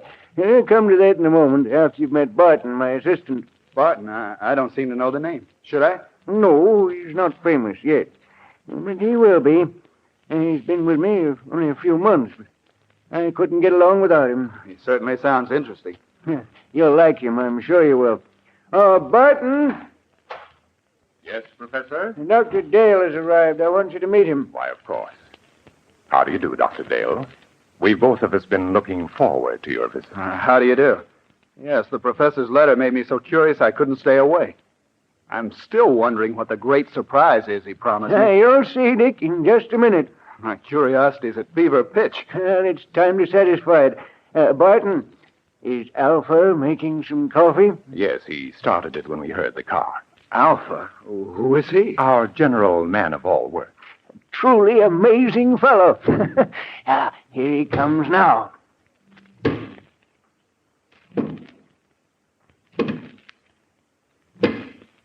Shall Alpha serve coffee? Good heavens. I said you'd be surprised, Dick. He's not human. He's a machine. A robot. Yes, my boy. An artificial man made from metal and synthetic brain tissue. A machine man? But walking and talking. He's not very pretty, but then the professor was mostly interested in making sure he'd work. He must weigh a ton. No, only about 300 pounds. You see, Alpha's mostly aluminum and other light alloys. Inside his aluminum plates are some new batteries I devised, together with miles of fine silver wire and a dozen electric motors. To give you only the highlights. It's a good thing you did keep this for a surprise. If you'd mentioned it in your letter, I don't think I would have believed you. Shall Alpha serve coffee now? Yes, Alpha. Put it on this table here, and pour a cup for Dr. Dale. Alpha do so. Still can't make myself believe it. Alpha poured coffee. Go on, Dick. Take it. Huh? Oh, yes, of course. Al, thank you. Alpha, this is Dr. Dale, our guest. Any orders he gives are to be obeyed. Alpha understands. He looks clumsy, but he poured the coffee as well as a man could. Yes, my boy, Alpha has capabilities you'd never suspect to look at him. Here, I'll show you. Alpha. Alpha hears. The fireplace needs more wood. Put on that big log there. Alpha do it.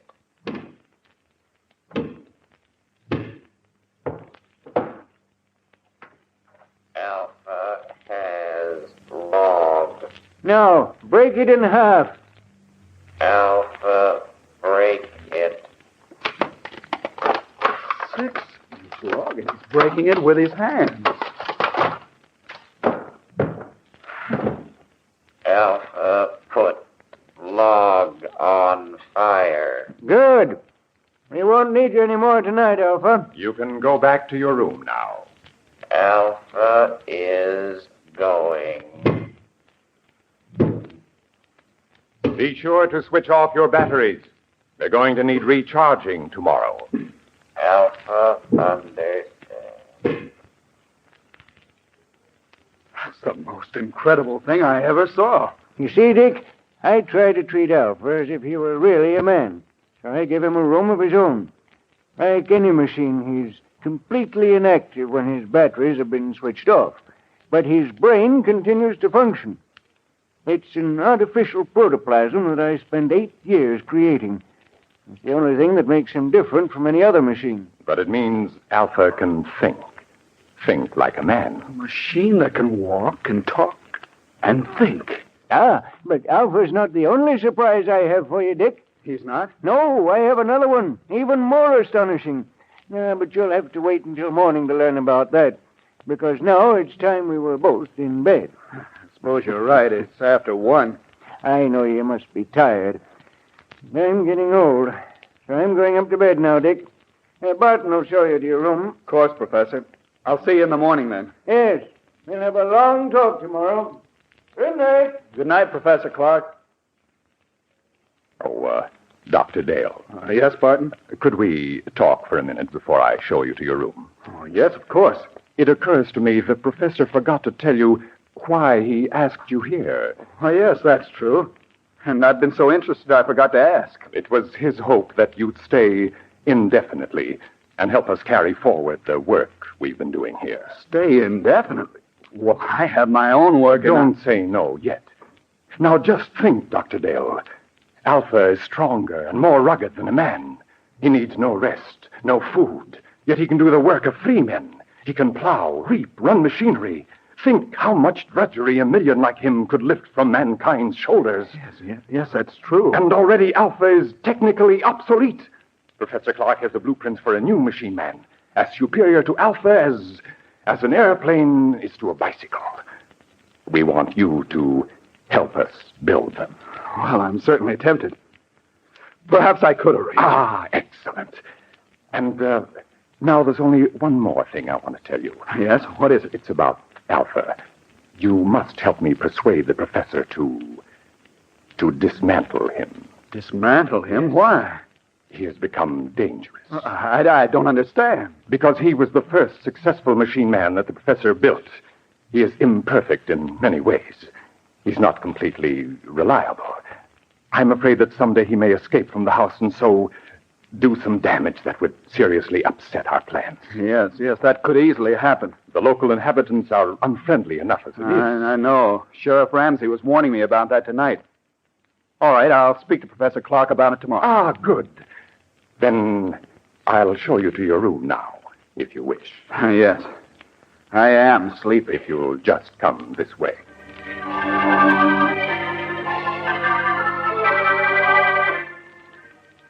His mind in a whirl of amazement, Dr. Dale retired and finally fell into an uneasy sleep. How long he had slept, he did not know. And abruptly he woke with a scream ringing in his ears. Help! Dick! Help! Dick! The cry came from downstairs. Dr. Dale leaped from his bed and raced down to the lower floor. Dick! Help! Help me! Help! In the lower hall, he found Barton hammering on the heavy door of the laboratory. Professor Clark! Professor Clark, what's wrong? What's up? It's the professor. I heard him call for help. Yes, so did I. It woke me up. The door's locked. He must be in there, but there's no sound in there now. Well, we've got to break the door down. Yes. Put your shoulder beside mine. Right. You ready? Ready. And shove. There! Professor Clark, where are you? Professor Clark. He's not here. Yes. Here he is, lying on the floor beside the window. He's been murdered. It was Alpha. It must have been. No one else could have done it. But where is Alpha? The window. It's open. He went out that day. We've got to go after him. I'm afraid it's hopeless. At night in these woods, we couldn't possibly find him. No, you're right. It'll be morning soon. Then I think he'll come back. He knows that he can only go a few more hours before his batteries must be recharged. Then we can capture him and destroy him. But, Barton, why did he kill the man who created him? The professor must have come down to the laboratory for some reason. Occasionally, when he couldn't sleep, he would do that. He may have decided to make some more tests of Alpha. Yes, but that doesn't explain why... During the test, something must have occurred. When Alpha returns, we can find out. Poor Professor Clark. Well, we'll have to notify the police. There's only the sheriff. In any case, I think we should wait till morning and then report the professor's death as an accident. An accident? Yes. If the authorities learn the truth, our research may be stopped. And when Professor Clark has achieved so much, can we let it go for nothing? No, of course not. Dr. Dale, We must carry on his work for him. Yes, that's what he would want. Then you will help me continue it? You'll stay? Yes. Yes, I'll stay.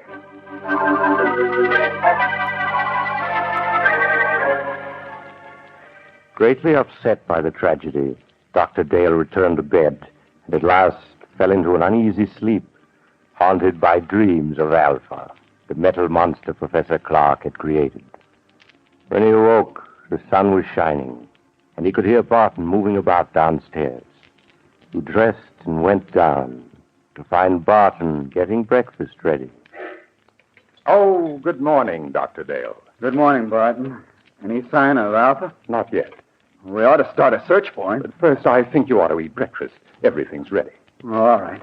Some coffee anyway. Yes. Sit here. Thank you. I didn't know you were a cook as well as a lab assistant, Barton. I've learned to do a lot of things since I came here. Aren't you going to eat, too? I'm not hungry. I seldom am. But I thought that while you ate, I might outline some of the problems facing us. That's a good idea. You see, though Alpha's brain is of synthetic protoplasm, it is not completely artificial. I was wondering about that. Sheriff Ramsey mentioned that the professor secured a human brain from an executed killer, yes. The professor found that to give life to his artificial brain tissue, it was necessary to add a small amount of tissue from a real brain. I see. The real tissue gave life to the rest. Of course. Yes, but in this instance, it may have tainted Alpha's brain with the murderous impulse of a killer. Yes, that sounds plausible. So our first problem will be to obtain untainted brain tissues to blend with the artificial tissues we will make according to the professor's formula. That should give us no trouble. I can get what we need through the research laboratories where I'm connected. Ah, then that solves our worst problem. The rest will be matters of detail. Fortunately, there's enough equipment here to build a dozen or so robots. Like Alpha, you mean? No. The far more advanced type Professor Clark was perfecting. And now, if you've finished, I have something to show you. Yes, I'm through. I don't feel much like eating after last night. Then come with me to the laboratory, and I'll show you the second surprise that Professor Clark had in store for you.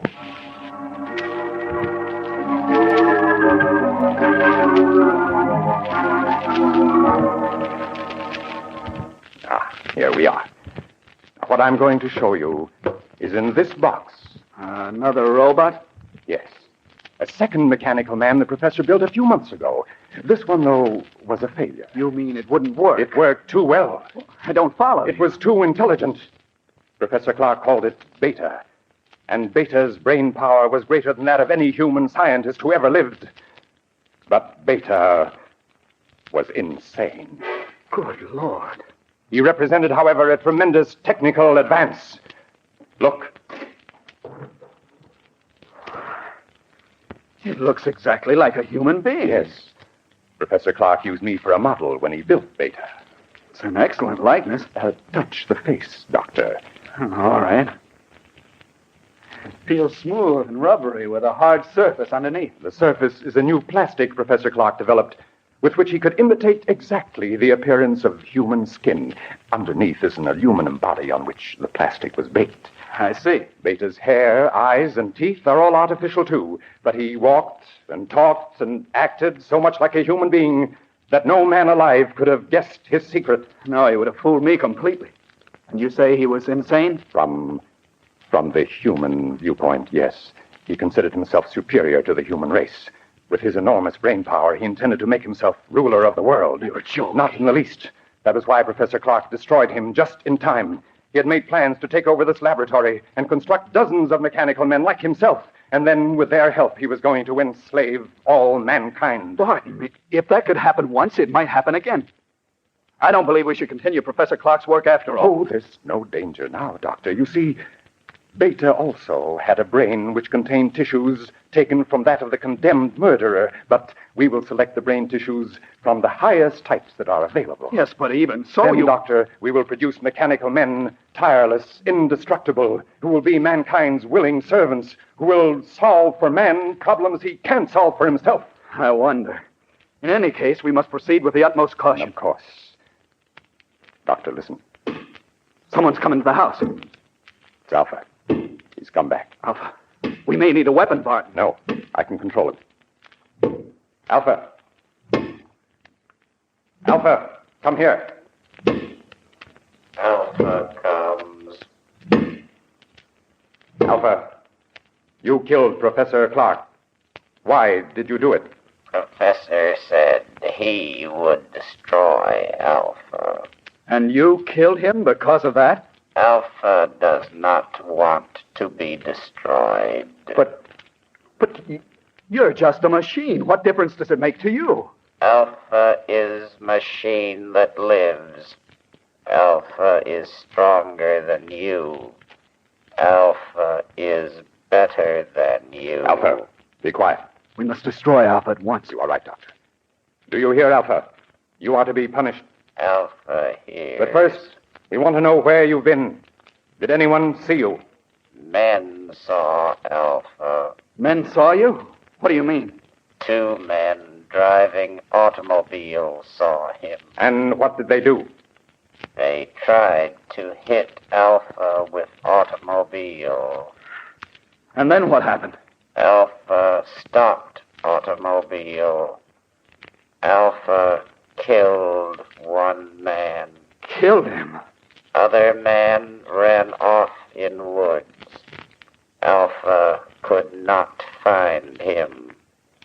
Alpha came back. We can't keep this a secret. No matter what happens, we must notify the authorities at once. No, wait, let me think. We can't. The bell, there's someone at the door. I'll see who it is. You stay here. But what about Alpha? I'll switch off his batteries, then he can't move. There. Now I'll see who's at the door.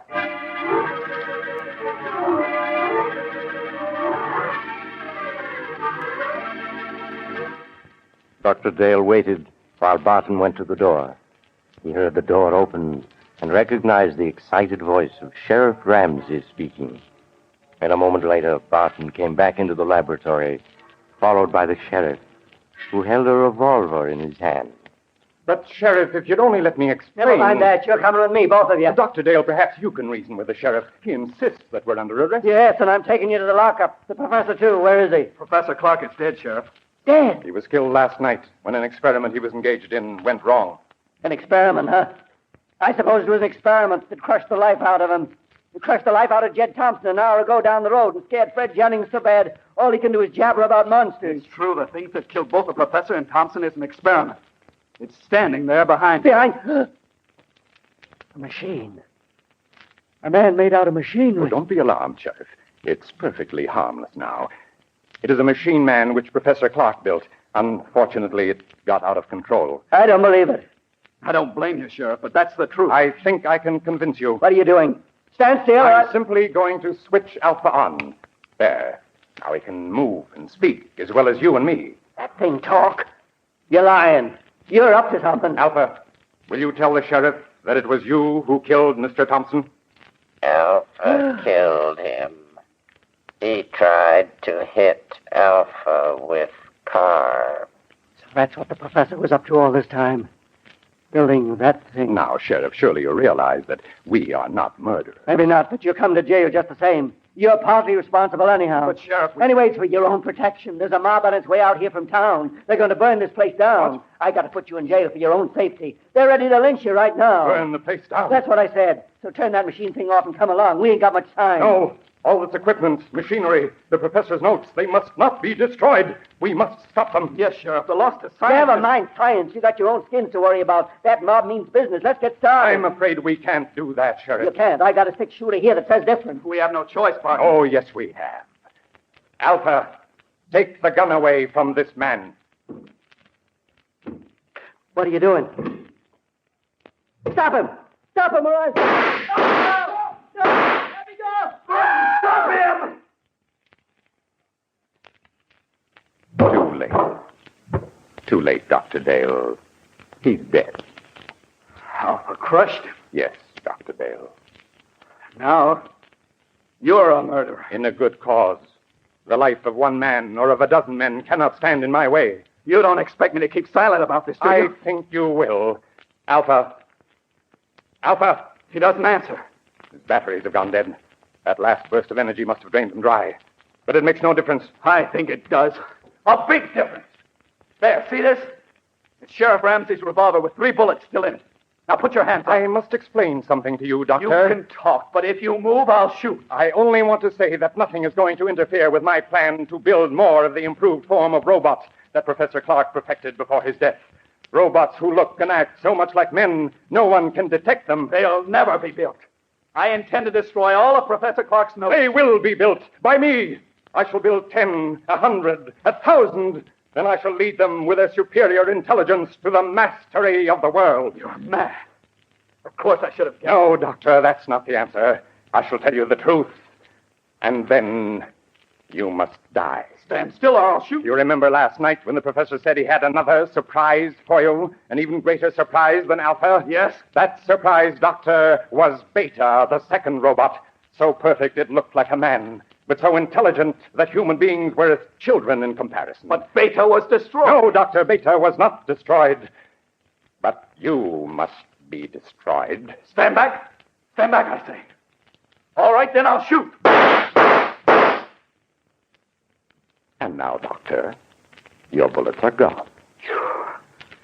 You aren't even hurt. Bullets cannot harm me. That's what I'm trying to tell you.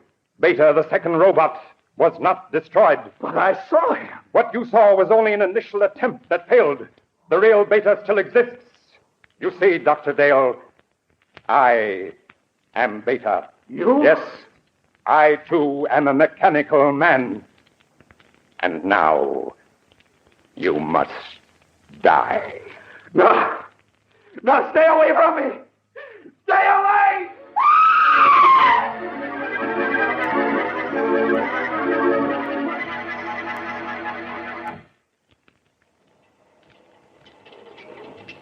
This is the mysterious traveler again.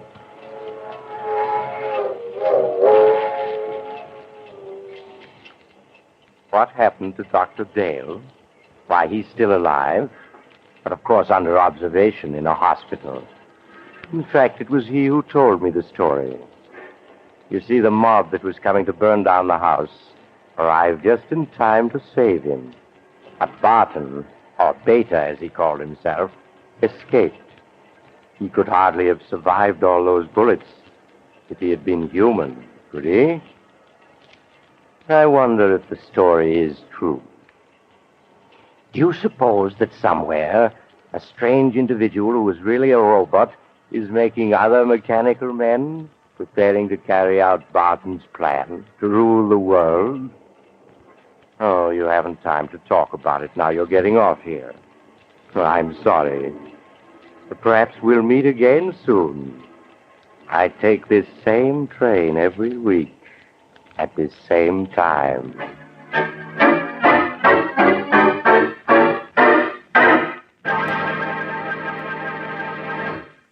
You've just heard Chapter 19 of The Mysterious Traveler, a series of dramas of the strange and terrifying, brought to you each week by station WOR.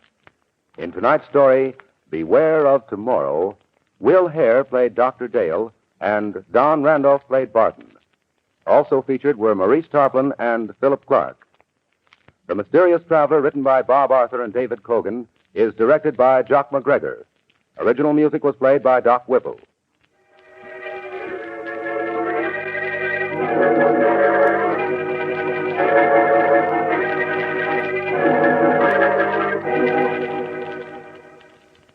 Listen next week to a tale titled The Accusing Corpse.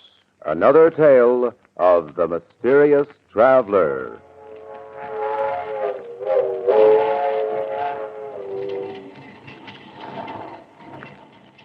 The Mysterious Traveler is presented over WOR Mutual every Sunday at 7 over most of these stations.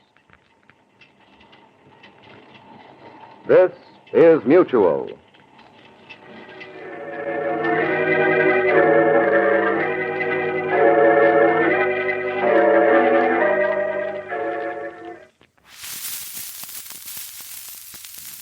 Well, my dear, the night has truly run its course. Soon the sun will rise and lay its oppression upon all of us again. You need to return home, and I to wherever it is I do go. But please do come back and join me. same time, same place. For more joyous fear, I do so enjoy your company. But if I could ask one more favor of you, when you make your way home, as you march through the shadows and the streetlights, as you head through the woods and the concrete, as you enter your home and lay your head on your soft, cool pillow, take just one moment and be thankful for what you have. And I'll be seeing you soon.